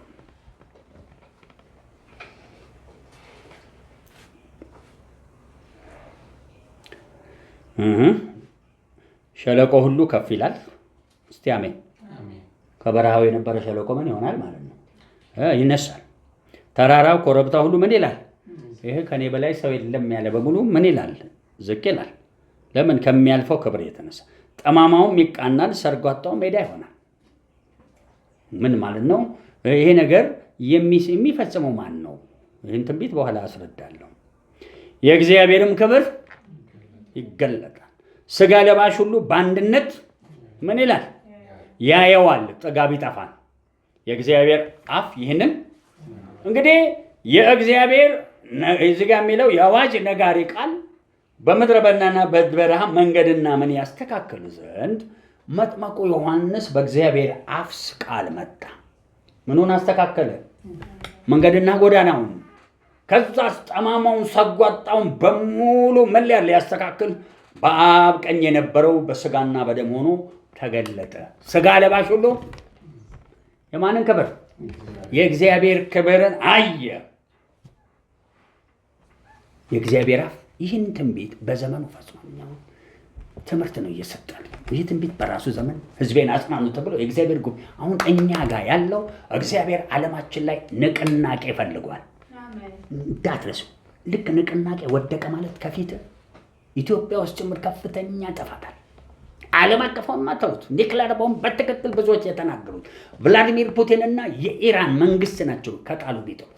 እንደዚህ አይነት ነገር ይውላችሁ ብዙ እዚህ የምታዩን ብዙ ኢትዮጵያውያኖች እንደዚህ አይነት ድፍረትም የለንም። ለምን እንደሆነም አስተዳደጋችን ይሆን አላገዛ ኩርጉሞ አንተ ደነዝ እየተባለ ቦልድሊ የእግዚአብሔርን ሐሳብ ይዘን ለመውጣት አንደፍርም። ከወጣንም በሞ ምን ሞልቶብናል? ተጨቃጫቂ ምን ይሉሃል? አሁን እዚህ ድሃ ምድር ላይ እስቲ እሷኑ ኑር። ድሃ ሜንታል ነው ያለው እሱ ራሱ። እግዚአብሔር ለፈረንጅ የከፈለው ለአረብ ብለህ የምጠራቸው ለዛ ሙታኖች ከተሰበሰቡና መኪናና መንክ የያዙ አንተ እኛን ምን የግድ ኢትዮጵያ ሀብታም ካልሆነች መንፈሳዊ ነገር የላትም ብለህ ታምናለህ? ሚዛንህ ደካማ ነው። የሚያወራው ምድረ በዳና በረሃ አረብ ሀገር ነው። ማን የሌለባት ሀገር? ኢየሱስ። እምታያቸው ሰዶማውያን ይሄ ዓለም ላይ የተንቆለቆለ ሀብት አለን የተባሉ ሀገሮች አታውቅም? እንግሊዝ ሀገር የዛሬ 200 ዓመት ግልጽ ነኝ የሪቫይቫል ቁልፍ የሆነች ሀገር ዛሬ አንተ ሄደህ ሮናልዶ ምናምን ብለህ የምትነግረን ኢሮፕ በሙሉ በረሃና ምድረ በዳ እንደሆነ ስለማታውቅ አንተ እኛን ትናገራለህ። አታውቅማ። የምታውቀው የዚህ ዓለም መልክ ወንጌል ነው። የዚህ ዓለም መልክማ ወንጌል አጠፋቸው እነኝን ህዝቦች። እንግሊዞች ከዛ በኋላ ነው ስልጣኔን ሰይጣን በላያቸው ላይ አነገሰና የመስቀሉን ቃል ጣሉ። አሜሪካኖቹ የዛሬ 125 ዓመት አዙዛ ላይ የተነሳው ሰዓት ዓለምን ሁሉ እስኪደርስ ሄደ። ከዛስ ተመልሰው ምን ገቡ? አሁን አሜሪካ ምን ላይ ነች? ምድረ በዳና በረሃ ላይ ነች። የዚህ ዓለም መልክ ስላላቸው ሰዎች ነፍሳቸው ለዘላለም እስከጠፋ እንደነሱ በረሃና ምድረ በዳ ያለ ማንም የለም። ስለዚህ እኛም ታዲያ ድህነታችን ክብር ያመጣል እያልን አይደለም፣ ግን ብልጽግናም ብለህ የምትሰብክልን ክብር እንደሌለው ድህነትም ክብር የለው። ሁለቱም የተገዙ ናቸው። ያለ ኢየሱስ በረሃና ምንድን ናቸው? ምድረ በዳ። ኢየሱስ ገብቶ ሲሰራቸው ታዲያስ እኔ የምፈልገው ዛሬ ትምህርት ይሆን እንጂ ይሁላችሁ ደጋግሜ እየተናገሩ እኛ ሐዋርያዊ ወይም እረኛዊ ተልእኮ ነው የምንሰራው። ተልእኮ ምን ማለት ነው? አንድ ላንሳ። ተልእኮ ኢየሱስ ክርስቶስ የወደዳቸውን እስከ ፍጻሜ የወደደ ሁሉ ነገር ካደረገው በኋላ እንዲህ ይላል መጽሐፍ፣ ከማረጉ በፊት ወደ ዓለም ሁሉ ሄዱ ለፍጥረት ብሎ ምን ሰጣቸው? ተልእኮ። የምፈልገው የእግዚአብሔር ምን አዋጅ። በቃ ዛሬ አዋጅ ድሮም ወጥቷል። በነገራችን ላይ በነጋሪት ጋዜጣ ላይ እንደምታዩት የእግዚአብሔር የምን የአዋጅ ነጋሪ ቃል ወጥቷል። ምን ሊያደርግ? በምድረ በዳ በበረሃ ነቢያት ነበር በጊዜው። ኤልያስ ሄዶ መንገድ አዘጋጀ። የክብሩ ጌታ የተጣመመውን ተራራውን በሙሉ አስተካከለና ስጋ ለባሽ ሁሉ የማንን ክብር አየ? እሱም አንድያ ልጁ። በዛ ሰዓት ክብሩ ይሄ ነው መጽሐፍቱ የሚለው፣ ደም ግባት የሌለው ሲያዩት ምን የተናቀ ባየነው ጊዜ ምን አላለውም አላከበር ነው ይላል እኮ። በጣም ያሳዝናል። ኢሳይያስ 53 ላይ ተገፋ ናቅ ነው፣ ግን ማንም ሰው አላስተዋለው። ምንያው ግን አሁን የአዋጅ ነጋሪ ቃል በረሃ ምን አስተካከለ ጠማማውን ያው ሙታን እያስነሳ አጋንንት። ኧረ ይሄ ሰውዬ ማን ነው? ምን የለውም፣ ግን ደምግባቴ ተቀባይነት የለውም። እንደው መጽሐፍቱን እንደሚል በደዌ ያደቀው ዘንድ ምን አደረገ? ፈቀደ። ሞቱንም ከምኖች ጋር ከባለጠጎች ጋር። ከዛ በኋላ ነው እንግዲህ የእግዚአብሔር ፈቃድ በላዩ ይከናወናል፣ ከኃያላን ጋር ምርኮ ይካፈላል፣ ስለ ብዙዎች ኃጢአት ምን አደረገ? ማለደ ብሎ ያስቀምጣል። አሁን የእሱ ለራሱ ዘመን አገልግሎ አሁን ከፈል። እኛ ዘመን እንዴት ነው? አሁን የእኛ አዋጅ ምንድን ነው? ልክ ሙሴ ሕዝቤን ልቀቅ ሲል ቀላል ፈተና ፈጠረ እንደ ፈርዖን። አሁን የምናወራው ምድረ በዳና በረሃ ላይ ዜንጦ ምናምን ሆነ ብቻ ለመሄድ ከፈለግ በጣም ሩቅ ነው። ብዙም የማናደንቃቸው የዚህ ዓለም መልክ አገልጋዮች ይሄ ተራ ምድራዊ ነገር እሱን እንኳን ስንት ጦርነት ይፈጥራል። ተራ ነው። እሱን እንኳን ለማሳካት ስንት ቅዱሳን እሱንም ለማሳካት እንደሁን ናይጄሪያ ሀገር አንዳንዶቹ 2 ሰዓት ይሰብኩና 1 ሰዓት ሙሉ ጮሁ ይሏቸው ሰማውን ቀዶ ይወርዳል። የሚወርደው ምድራዊ ነገር ቢሆንም እስቲ ካንተ ይሻላል መችስ። በአባባሉም ብዙ ሰው ቢጠላውም ከቀዳዳ ይልቅ ምን ይሻላል ይባላል።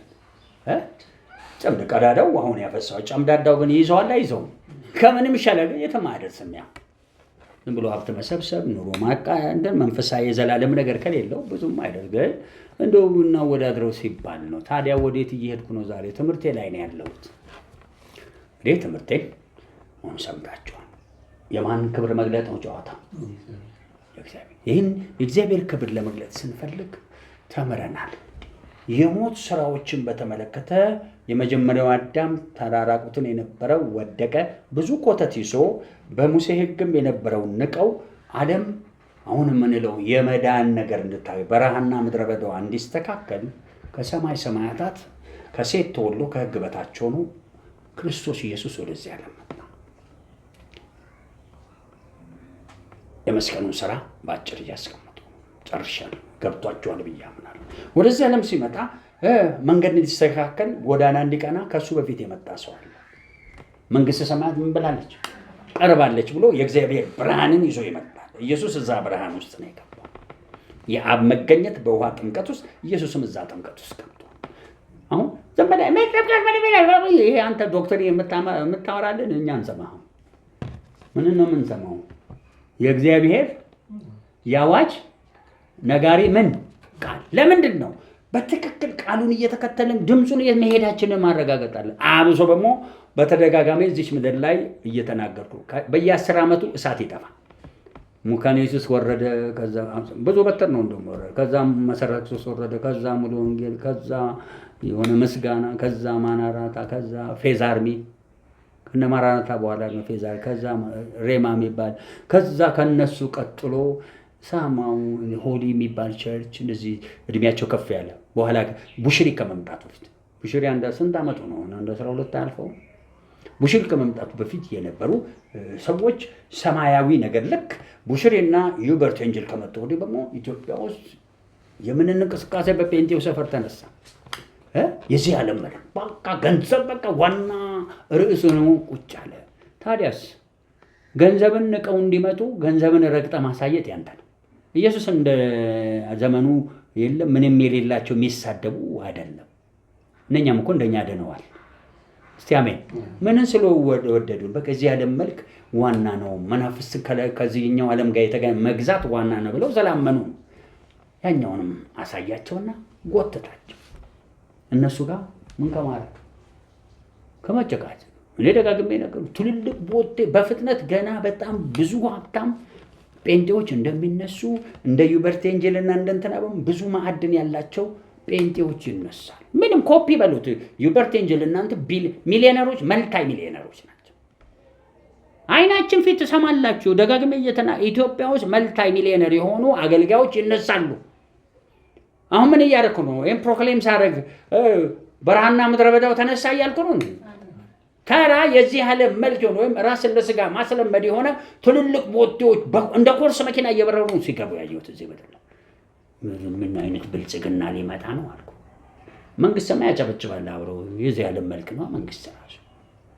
ታዲያስ ይሄኛውን ዓለም መልአኩንም ዓለም ይሁን ገሃዱንም አላፊ እንደሆነ አውቀን ምርኮ መበዝበዣ ነው እየገዛ ነው።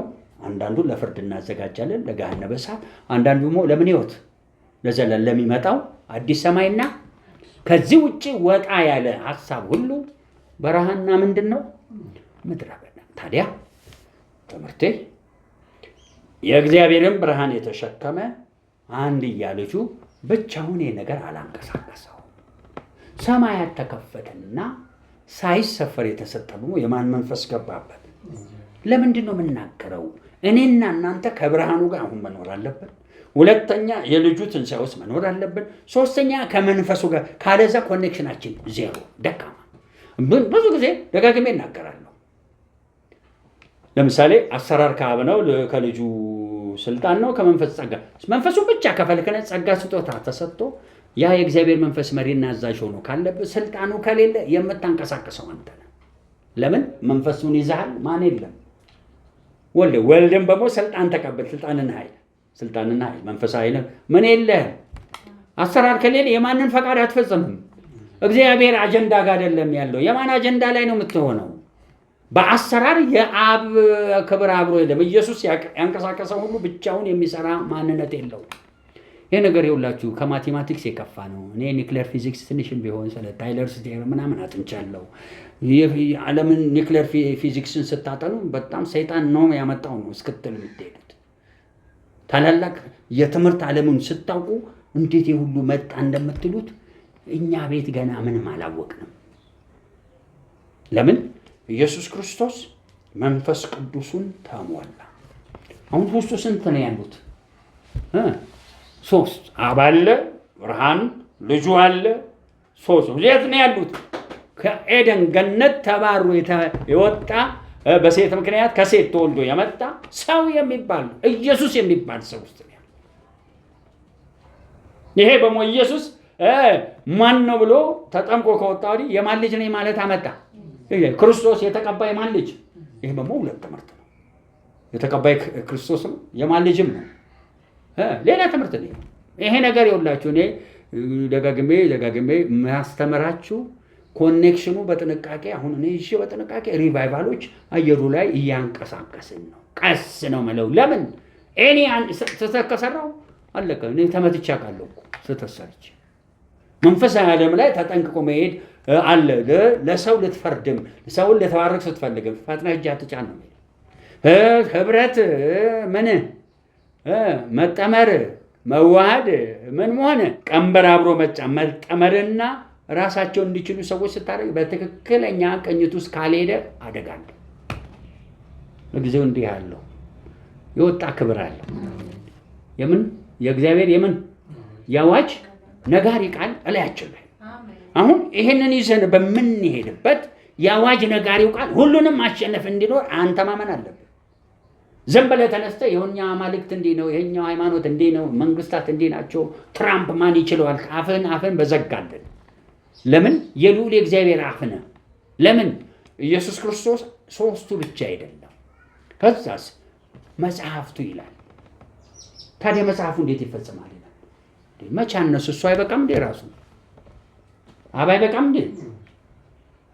ብርሃን የለውም እንዴ? አብሮት መንፈስ የለውም እንዴ? እሱ ይገርማል። እሱን ሁሉ ይዞ እስቲል የሚከተለው የትንቢት ቃል አለ።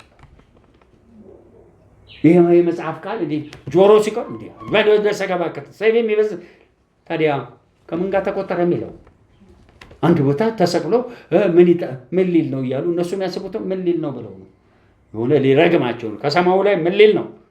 አንድ መብረቅ ሊልክ ነው። እንደሱ አይደለም። ምንም መብረቅ አምላክ ማን ነው የሚነግረኝ? ምን ያለ ኢየሱስ ተጠማው አለ። ለምን ምን ለቆስሎ ምን ሰጡት ይላል? ሆምጣጤ ሰጡት። እሱ ከመለኮታዊነቱ ከመንፈሱ ከእግዚአብሔር ቀጥሎ ጭራሹኑ የተነገረውን የአዋጅ ነጋሪ ቃል ድምፁን ተከትሎ ይሄን አራተኛ ይሄ ሁሉ ሆነው እላው ላይ የእግዚአብሔር ልጅ ነኝ ካለ መለኮት ዓለም ከቦታል። መለኮት ዓለም ማለት ምን የሌለው ማንነት ከቦታል። ሁሉ ይዞ ምን ይላል? መለኮቱን ትቶ ስሪ ዳይሜንሽን የሚባለው በቦታ በጊዜ የሚውትቶ ተራ የሚንቀሳቀስ ትቶ ሞተ። ዋን ዳይሜንሽን ሆነ። ምን አደረጉት? ሬሳውን ወስደው ቀበሩ። ስመጥር እኮ ሰማይ ተናውጧል። ይሄ እኛ የትንሣኤው ተካፋይ እንድንሆን አንቀላፋ። ነፍስና መንፈሱ ታች ወርዶ አጋንንቱን አዋርዶ ይሄንን ደግሞ ሲያስነሳው የሚገርመው ይሄ ነው። እንዲህ አይቻለሁ ዛሬ ሌት እናንተ ፍጥረት የተቸገረበትን ቀንበር ያነሳልን መስቀሉ ነው። የምንን ቀንበር ሰብሮ የሞትን ኃይል ከሰውነቱ ላይ ሰበረው። ለዚህ ነው ኃጢአት የማያውቀው ምን ሆነ? የኃጢአት ደሞዝ ምንድን ነው? ሞት ነው። የዘላለም ሞት ሰበረ፣ የሥጋ ሞትን ሰበረ። እንደ እናንተ የያዝነው ወንጌል እኮ በገንዘብ በምንም ልትተምኗቸው ግን እንዴት ብለን ሰዎች ዛሬም ገና ከዓለም አልተላቀቁም። ይህንን የምንሰብከውን የዘላለም ሕይወት ከሚያወሩ ይልቅ ቤተክርስቲያን መጥቶ ስለ ጋብቻ፣ ስለ ኑሮ፣ ስለ ምናምን በጣም ትልቅ ነገር ነው። ተከናወነልን። የተከናወነልን ሁለቱንም ብታወራልን እኛ አንሰማም። የትኛው ኢየሱስ ድል ነስቶት ሄደ። የዚህ ዓለምን ገዢ ያስፈረደበት ምናምን ይሄ አሮጌው ሰማይና ምድር ነገ እሳት ይበላዋል። እሱን እየገዛን በጽዮን በተላከልን የሚቀጥለውን ተስፋ ነው የምንፈልገው። ያን ተስፋ በምን ነው የምናገኘው? ራስን በመግዛት በጽድቅ ጉዞና ማንን በመምሰል እግዚአብሔርን መምሰል ማለት መንፈሳዊ መሆን። እግዚአብሔርን መምሰል ማለት እሱ ድል ነስቶ የሚኖርበት አሁን የምንለው የመለኮት ዓለም አየር የሚኖርበት ድምፅ የሚኖር ቤተ መቅደስ የሚባል መንፈስ የሚኖር ቤተክርስቲያን የሚባል መንፈስ የሚኖር ቤተ መንግስት የሚባል መንፈስ አለ። የኛ ስራ እንደውም ከኢየሱስ የከበደ ነው መሰለኝ። ለምን? ኢየሱስ ራሱ እግዚአብሔር ሆኖ ከእግዚአብሔር ጋር ኖረ። እኛ ግን ዳግም ተወልደን ምን ይሆንን? አዲስ ፍጥረት የሆንን ከማን ጋር ኖሩ እየተባለ ነው? ከእግዚአብሔር አብ፣ ከእግዚአብሔር ወልድ፣ ከእግዚአብሔር መንፈስ ቅዱስ ከመለኮታት ድምፃቸውና ከምን ዓለማቸው ጋር ከመለኮት ዓለም ጋር አንተ አዲስ የተፈጠርክ እስቲ በእነሱ ውስጥ ኑር። ኃያል ሆነ ምርኮን ምን በል በዝብዝ ተብለህ ነው ምን የተሰጠ የእግዚአብሔር አዋጅ። አዋጅ ማለት የበላይ ማለት ነው። አዋጅ ነጋሪት ማለት ከእንግዲህ ወዲህ ከዛ ድንጋጌው ሌላው ድንጋጌ ሁሉ ምን ይሆናል ይፈት። ልክ ኢየሱስ እሞታለሁ በሶስተኛው ማን ያዘው? በመንፈሱ ዓለም ሊይዙት አይችሉም። በውኑ ዓለም መቃብር ቢያስጠብቁ በመንፈሱ ዓለም ሰይጣን ሲኦልን ቢዘጋግቼ ያስኩ ቢልም ምን አደረገው? አራማምሶት ወጣ። ኧረ ዘመኑ ቀንበር የሚሰበርበት ምን ማረው ይውላችሁ። ተራ ቀንበር ከሰበርክ አትንገረን። ጌታ ይመስገን ነው ድነቴን አሸነፍኩ። ከምን በሽታ ተፈወስክ በእናትህ? እሺ እሱ ኢየሱስ አድርጎ ጨርሶልናል። እስቲ አሜን። ቶሎ ተፈወስ፣ ቶሎ ምድራዊ ነገርን አስተካክልና ቶሎ ብለህ ኢየሱስ ክርስቶስ በአብ ቀኝ ሄዶ የሚያንቀሳቅሰው የመለኮት ስራ ያንን አዋጅ የነጋሪት አዋጅ ቃል ይዘህ በረሃና ምድረ በዳው ላይ መንገድ በነቢይ ቅባትህ አዘጋጅተህ ሐዋርያነትን ገልጠህ ስጋ ለባሽ ሁሉ ማንን ከበር? የትኛው ከበር? ድሮ የሰራውን አይደለም አንፈልግም። ውሃ ላይ ሄደ ጠንቋይ ዛሬ ይሄዳል አይደል? እንደይረዋል ይነጠቃሉ። በአውሎ ንፋስ ትራንስፖርት ይሄዳሉ። የመልአክ ልምምድን ለቀቅ። ጥሩ ነው። እስቲ እሱን እንያዘና ቀጥሎ ያንን ታወራልናለህ። እኛ ቀድመን እንዘላለን። መብት አለን እኮ። እንዲያም እንደ እምነቱ ቃል ተናገረልን። ማን ነው ይነካኛል? ኧረ ሰው ሁሉ እየተባረ ኃይል ሲወጣ አይቻለሁ። ጌታ ይክበር። ዞረና እምነትሽ ሲኔ አምናለሁ በሉ። በቃ ምና እንደ አንዳንድ ሰው ምንም ሳያገባው ምን ነው ጭር ጭር ይላሉ። እኛ በየር ነው እዚህ ምን የምትሰሙን አንዳንድ ጊዜ ጭር ጭር ሰው ለምን ይላሉ? እኛ ልኖርንበት እነሱ ማን ናቸው? እንደ መጽሐፍ ቅዱስም እኮ ይላል እሳት የኖረ እርስ በርስ ምን በል ለምን መለኮት ውስጥ ገባችሁ? ለምን የትንሣኤ ትመኛላችሁ? ምን እንመኝ? አንተ በቃ የተመኘውን አግኝተሃል። ደስ ይበል፣ እኛም ደስ ብሎናል። እዛው ተቀመጥልን። ቤትህን በምን ሞልተህ በቃ ሃሌሉያ ከኔ በቀር አገልጋዬ ከኔ በቀር በጌታ የበረታ የለም። ተስማምቶሃል፣ አልነካን። ልክ ግን ቤትህ እሳት ሊገባ እሳት ይበለዋል። እሳት ከመጣ ብርህን ይበለዋል። ለምን? በብር የተከበርክበት እንደ ኢየሱስ የቱ ጋር ነው በብሩ የተከበረ? እስቲ አሜን በሉ። የተከበረው በላዩ ላይ በተቀመጠው ከማለት ሀብታም መጥቶ ወድቆ ለዛው ለምን እግዚአብሔራዊነትም የእግዚአብሔር ልጅ ሆይ የዘላለም ሕይወት እንዳገኝ ገንዘብ አውጥቶ ቢሰጠው ምን ያደርጋል? ለገስታው ስንት ክፈል? አንድ 400 ሺህ ብር አይከፍልም? ይከፍላል። 400 ሺህ ይኸውላችሁ ምን ያህል ክርስትናችን ደካማ እንደሆነ ለመስከር ግድ የለም። እዛው ባሉበት ይቀመጡ። ግን ደካማ ዘመን ላይ ብር እንዲከበር እያደረግን ያለ ነው እኛ ነን። ብር ኢየሱስ አክብሩት ሳይሆን ጥሉት፣ ናቁት። ካለ 50 ቀን በቃ በጣም ችግር ሁሉም እየሸጠ ያመጣ። ምክንያቱም ደካማ ሐዋርያቶች ቀርቶ ታምራት ሊያደርጉ ይቀርና እነሱም ደህዩ። እስቲ ራእይ ላይ ይሆን ውጥረት አለው። እዚህ የምመጣው ይነሳ። እስቲ የቀደመው ሰማይና ምድር ገዥነቱ ይፍረስ። በዛ መልአኩ ዓለም ይኸውላችሁ ስትጸልዩ ከላይ ጀምሩ። ስትቸገር ዘላ አትግባዛ። እሺ ጅብ ይመስል የጅብ ችኩል ምን ይነክሳል? ማንኛውም ምድራዊ ነገር እዛ የተያዘ እዛ ከመለኮት ናና ቀስ ብለህ መልአኩን ከዛ ብለህ ከመጣ ይከፈት። እኔ ዘመኔን ገና ጀማሪ ሳለሁ የራያ የበረከት እንትኔ ምን አይነት ነው አልኩ። ውጭም ኖሬያለሁ። እዚህ ስመጣ ገና የመጀመሪያ የበረከት ቮልክስዋገን ነው ያየሁት። ከዛ ተናደድኩ። የምን ቮልክስዋገን? የዛኛው ምድርና እዚህ ልዩነት አለው አልኩ። የለውም እንዴ? እቺ ደሃ ሀገር ራዩሉ ሲጀመር በምንድን ነው የሚጀመረው? በቮልክስዋገን። ምን ማለት ነው? አገሪቷ ምን ያለች ነው ድሮ? አሁንማ አደገችን። ወድቃ ገደል ውስጥ ነው ያለችው። ከገደል ነው መናወጣት። ለምን? የዓለም ኑሮና የካፒታላቸው መጠን የብዙ ሀገሮች 3-4 ትውልድ ይመግባል። እኛ ቀርቶ 3-4 ትውልድ እንወድል ምን ላይ ነን? ብድር ላይ ያለች ሀገር ነው። የግድ እኮ አንተ ብቻ ምስክር ልትሆነን አትችልም። የኢትዮጵያ ሕዝብ ረሃብ ላይ አለ። ሁላችን ከአንድ መስመር ላይ ነን። ለዛውም ትንሣኤ የለበስ ነው። እኛ የብርሃን ልጆች፣ እነሱ የጨለማ ልጆች። እስቲል ግን በአንድ ሶሳይቲ ውስጥ ነው። እንግዲህ አሁን እየተግባባን ይመስለኛል። ኢየሱስ ክርስቶስ ሲሰቀል ብርሃን አብሮት ነበረ። የእግዚአብሔር መንፈስ አልነበረ። ቃሉ አልነበረም አብሮት። ተናጋ ሆምጣጤ ከፍ ከፍ ባልኩ ጊዜ እንዳለ ትንቢቱ ይፈጸም ከፍ ከፍ ከማለቱ በፊት ግን ፈርዝ ዳይሜንሽን ነው። የመጀመሪያው ዳይሜንሽን ጋር ሲነሳ ትንሣኤ ለበሰ። ከዛስ እርግጠኛ ሰማይ ላይ ነበር። እዛው የት ነበረ? በሙሉ እዚህ ምድር ተሰውሮ ያያቸዋል እኮ እንደ ደቀ መዛሙርት ነኝ። ከዛ አንድ ቀን ተገለ ልጆች የሚበላል ኧረ ምን ደከምን እኮ ምንም የለም ገና አሁንም ስጋ ያን ናቸው። በሌት ልጅ ፈቀቅ በሉና ጣሉ ሲያዩት 153 ዞሩ ተያዩ። ጌታ እኮ ነው አለ። ማን? ከስንት ዓመት በኋላ አሁንም አንዳንዶች ጌታ እኮ ነው ትላለህ። ከስንት ዓመት በኋላ 3 ዓመት ተኩል ያ ሁሉ ታምር አድርጎ አሳይቶ ተነስቶ አሳይቷቸው እሴ የለም አምኑም እንዳለ አይቆጥሩ። ምን ሊያጠምዱ ሄዱ? ገብረ ጉንዳን ሁሉ ምን ሊያጠምዱ ሄደ? አሳ ትጋት ያስፈልጋል። ስሩ። ጌታ ይክበር። እንደ ሰው ጥበብ ስበክ፣ እዛው እንደ ሰው ጥበብ ብላ። እኛ ግን ኢየሱስ ክርስቶስ ከሙታን ሲነሳ የተንቀሳቀሰ ጸጋ አለ። ከዛ አሳውን ይዘው ሲመጡ ሌላ አሳ አለ። እሳትም ሊያነዱ ሲፈልጉ የሰማይ አሳ አለ በሉ፣ የሰማይ እሳት አለ በሉ። የሰማይ እሳት ነው የጠበሰው። እንዴ ኑሮ እዛ አለ። እንደው አንዳንዶች እኮ የሚያስቁኝ ነው። ኑሮ እዚህ ብቻ ያለ ይመስላችኋል? ኑሮ እዛ አለ።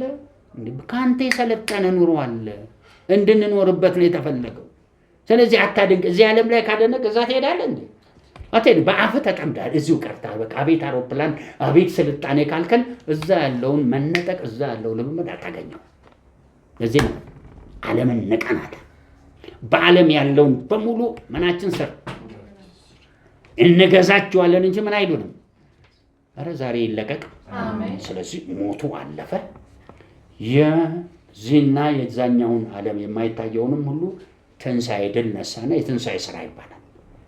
ሞቱ ለአንዴ ለዘላለም፣ ትንሣኤው ለመቼ ነው? ለአንዴ ለዘላለም ትንሣኤም ወስዷል። ከዛ ሄደና እግዚአብሔር የጸጋ ዙፋን ልጁን በቀኝ መንፈሱን በቤተ መቅደስ አድርጎ ልክ እነሱ እንዳሉበት ለሰው ለስሪ ዳይሜንሽን እንጂ አካል እኔ አውቀዋለሁ። አካል ያለው ቤተ መቅደስ ግን መለኮት ነው። ያያል ምን ይላል? አካል ነው። የማን መንፈስ ነው? እዛ ውስጥ ነው ሄደ ጸጋ ስጦታ የምትቀበሉ በእሱ የምትመራው። ከእሱ ውስጥ ገብተህ ደግሞ እሱ በማን በክርስቶስ ውስጥ ሄደ ትገባለህ። በቀኝ ያለው እሱም መለኮት ነው፣ ወሰን የለውም። ስለዚህ 3 ትልልቅ ወሰን የሌላቸው ከውስጥ መንፈስ ቅዱስ፣ ከላይ ክርስቶስ፣ ከዛስ የእግዚአብሔር ድምፅ የት ነው ያለው ታዲያ? ከልብ ውስጥ በአፍ ይወጣል። በስልጣኑ ቃል ምን እያደረገ እነኚህ ሁሉ መለኮት እስከሆኑ ወሰን የላቸው። አንተ እዛ ውስጥ እነሱ ውስጥ ነው ያለው። ወሰን አለ የለህም? አንተ የለህም። በዛ መልኩ ይህንን አዋጅ መልቀቅ የኛም። ስለዚህ ሞቶ ተነስቶ በአብ ቀኝ ከተቀመጠ ወዲህ እደግማለሁ የእግዚአብሔር ኪዳን ፍጹም በሆነ መልኩ ምን ረፍት ውስጥ ነው ያለው? አሁን የእግዚአብሔር ክብር ሰንበት ረፍት ውስጥ። በዚህ ሰንበት ረፍት ውስጥ አሁን የምንለው የእግዚአብሔር ምን ተገለጠ? የእግዚአብሔር ክብር መገለጥ። የእግዚአብሔር ክብር ሲገለጥ እንዲህ አይነት ትምህርት አለ አብሮት። ይሄ የምንፈልገው ኢየሱስ በሙሉ በዘመኑ የማንም ፈቃድ ልፈጽም መጣሁ ነው የሚለው። ዝም ብለህ የእግዚአብሔር ክብር ውሃ ወይን ጠጅ አደረግ ክብሩን ገል ክብር ብቻ አታውራ። ክብር የሚበልጠው ነገር አለ። ያለ ማን ፈቃድ ክብር የለም። ያለ እግዚአብሔር ፈቃድ። የእግዚአብሔር ፈቃድ ክብር ደግሞ ሁልጊዜ ይረግማል። የመጀመሪያ የመረዳት ባለጠግነትን አብሳ፣ መንፈስ እሱ ላይ ተሞላ። የእግዚአብሔር ቃል መገለጥ ሎጎስ ይባላል። የሬማ መገለጥ። 3ኛ ይህን ነገር ስትገልጠው አደራህን በመንፈስና በእውነት ወይም እዚህ ጋር ጽፌዋለሁ በትክክለኛ አገልግሎት በጎ ደስ የሚያሰኝ ፍጹም የሆነውን ታውቁ ዘንድ በምናችሁ። ስለዚህ አገልግሎትህ ፍጹም ይሁን። ፍጹም ቃል አለ፣ ፍጹም መንፈስ አለበት፣ ፍጹም አገልግሎት። ሮሜ 12 1 እና 2 ሁለንተናችሁን አሳልፋችሁ እሱም ለአይምሮ የሚመች አገልግሎታችሁ ላይ አገልግሎታችን ምንድን ነው? በጎ ደስ የሚያሰኝ ፍጹም የሆነውን ታውቁ ዘንድ ምናችን? የቃል ሙላት፣ የመንፈስ ሙላት፣ የአገልግሎት ሙላት። ከዚህ አገልግሎት የፍሬ ሙላት ይባላል። ፍሬ ሲባል ብዙዎች እንደሚሰብኩት አይደለም። ፍሬ ማለት ለምሳሌ እንክርዳዱን ለዘላለም ያቃጥለዋል። ፍሬ ነው። ስንዴውን ወዴት ይከተዋል? ገለባውንስ ያቃጥለዋል። ምን እያልኩ ነው? ፍሬ ስናወራ አመፀኛ ትውልድ መሃል ካለ ሰዶምና ገሞራ ሄደ ፍሬ ላፈራ ነው እያልክ ፍሬ ምንድን ነው? ሰዶምና ገሞራ መላእክቶቹ ሄዱ አፈሩ። ምንድን ነው ያፈሩት? የእግዚአብሔርን ፈቃድ ነው። እሱም ሰዶምና ገሞራን። ስለዚህ በአንድ ህይወታችን ብርሃንና እሳት ይኖረን እንጂ ህይወቶቻችን ፍሬያችን እንደ እግዚአብሔር ፈቃድ ነው። የእግዚአብሔርን ክብር አወራን። ታላላቅ ታምር ያደርጋል፣ ገብቶናል። የሚመጣው ዓለም ላይ አንዱ ታላላቅ ፕሮግራሙ የገሃነምን እሳት ከፍቶ ሰይጣንና ግብረ አበሮችን ስማቸው በሕይወት መዝገብ የሌሉትን ለዘላለም እየተጨነቁ እየተቃጠሉ እንደሄዱ አንተ ነው የምታስፈርደው። ስለማችል ግን አንተ ሊተውና ማንን ይልከዋል? ልጁን። ለምን እንዲህ አይነት ፍሬ የለም ትላለህ? እስኪ ማስፈረድም ፍሬ ነው በሉ። ከሱ ወደ ላይ ስትወጣሙ አዲስ ሰማይና ምድር ኢየሩሳሌምን ለመላእክት የተዘጋጀ አብሮ ያለ እንደ መላእክት ደረጃ ያሉት እነሱ ላይ ከፍ ብለህ ስትወጣ ዙፋናቶች አሉ። ዙፋን ላይ ቁጭ ብለው የሚፈርዱ አሉ። ዙፋናት ላይ የሚመለኩ ጭምራሉ፣ እንደ አብ እንደ ወልድ። ትዝ ይላችኋል?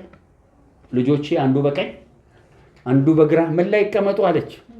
ዙፋን ላይ አትቀመጡ ማለት እንደ ኢየሱስ አላለም። ዙፋኖች አሉ፣ የመለኮት ዙፋኖች አሉ። በስነ ስርዓት እግዚአብሔር ዙፋን ዙሪያ ብዙ ዙፋኖች ይኖራሉ። መለኮቱ ላይ ደረሱ።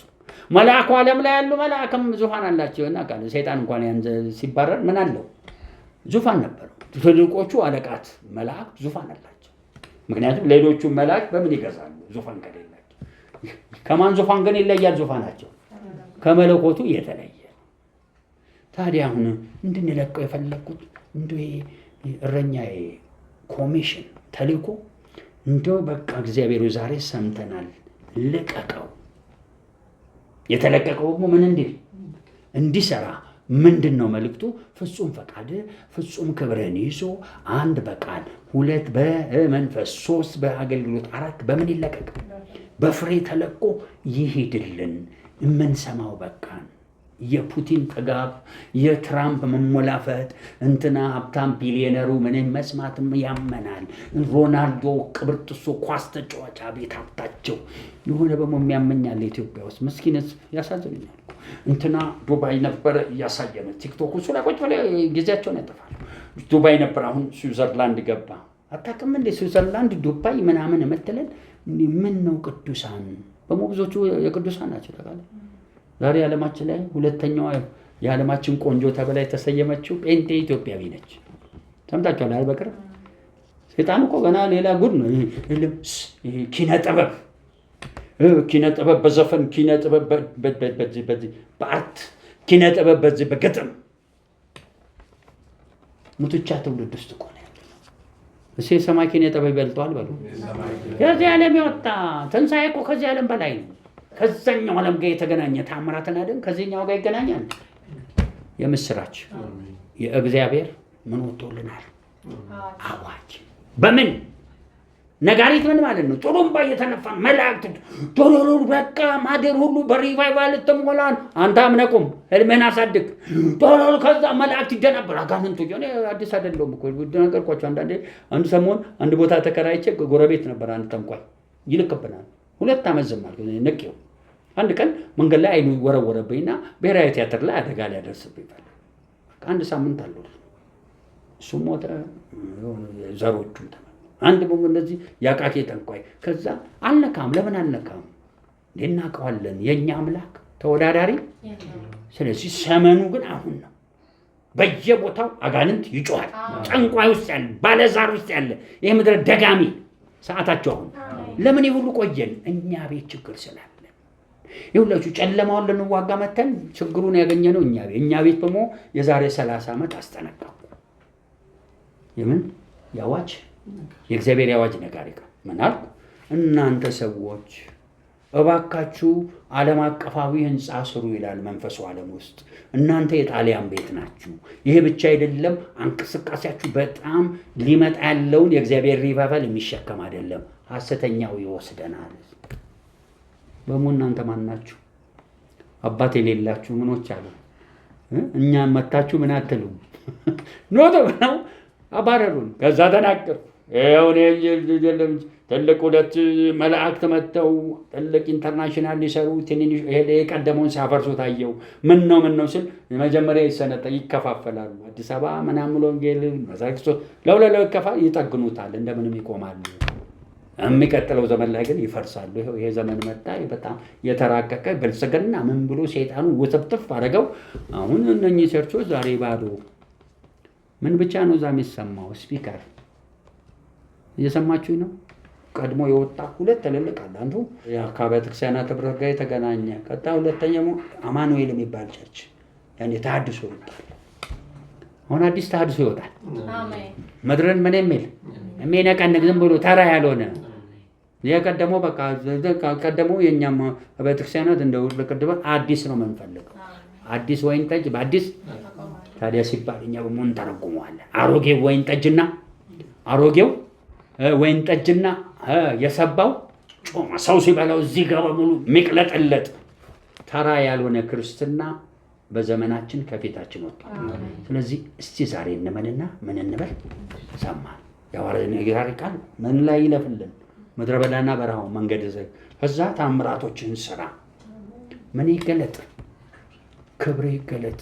በምን መካከል ይሁን ዓለም እንዲህ ከኔ በቀር ማንም የለም ብላ ከነሰይጣኗ ጉሮዋ ይፈርሳል። ሪቫይቫል ዓለማችንን ምድራችንን ይሞላል። እሺ ዛሬ ይሄ ነገር የመጨረሻ አድርጎ ያጽናልን። ወደ አዲስ ትምህርት በሚቀጥለው ያስገባል። መለኮታዊ ወይም እረኛዊ ተልእኮችን ለቀቅናቸው። እንጸልያለን። ልንለቀው ነው።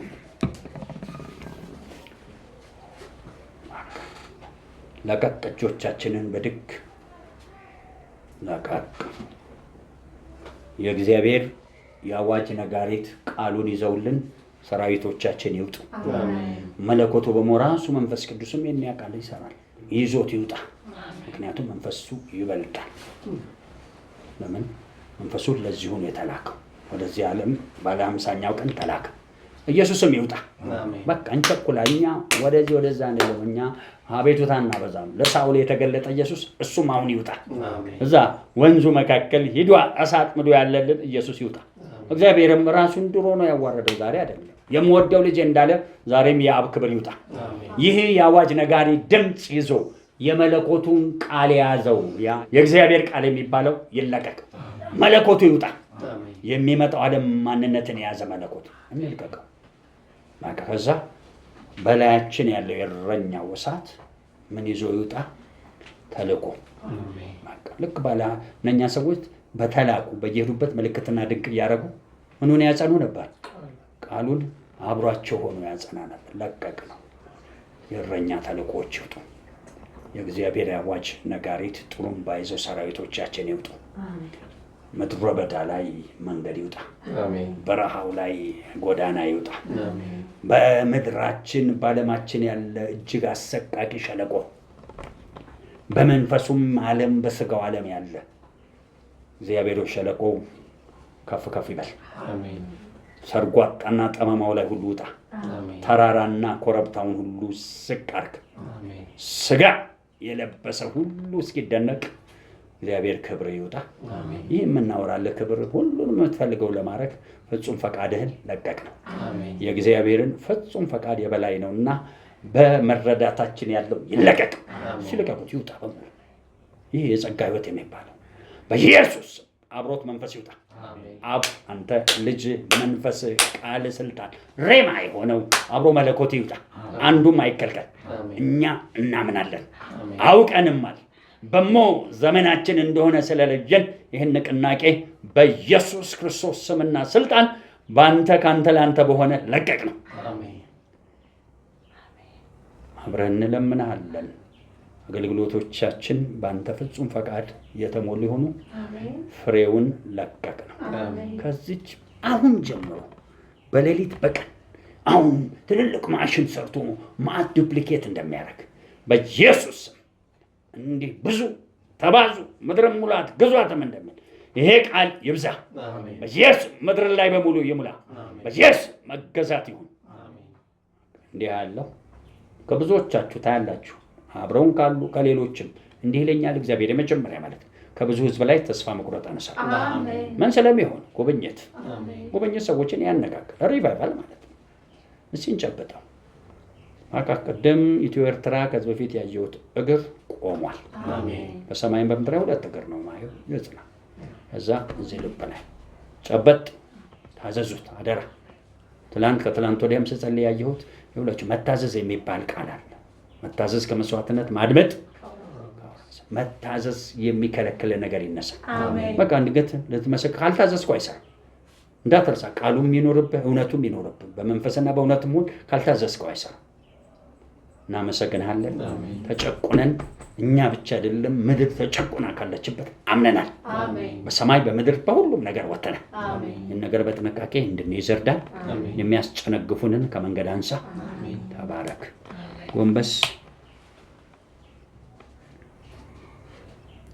ክብር ለአብ ይሁን፣ ክብር ለወልድ ይሁን፣ ክብር ለመንፈስ ቅዱስ ይሁን። አምላካችን እስከዚህ ቀን ከዲሴምበር 31 እስከ ጁን እግዚአብሔር አሁን ዛሬ ቴንዝ ድረስ ይህንን ትምህርት እንድንጠቀልል ስለረዳህን ተመስገን። አዋጅህ ወጥቷል፣ ተመስገን። ሕግ ከጽዮን የእግዚአብሔር ድምፅ ከኢየሩሳሌም ወጥቶልናል፣ ተመስገን። አዎ ክብርህ ወጥቷልና እግዚአብሔርም ክብር ወጥቶልሽ ተነሽና አብሪ እንደሚል ወጥተሃል ከማደሪያው። መንግስት ይሄው አዳዲስ ነገር እየለወጠ ነው። በሞ ሃይማኖትም ሰፈር ለውጥ ይሆናል። ተባረክልን። ምሕረት በሰላም ያሳድረን በኢየሱስ። የጌታ ጸጋ ከሁላችን ጋር። ተባረኩ። በሰላም ተባረኩ።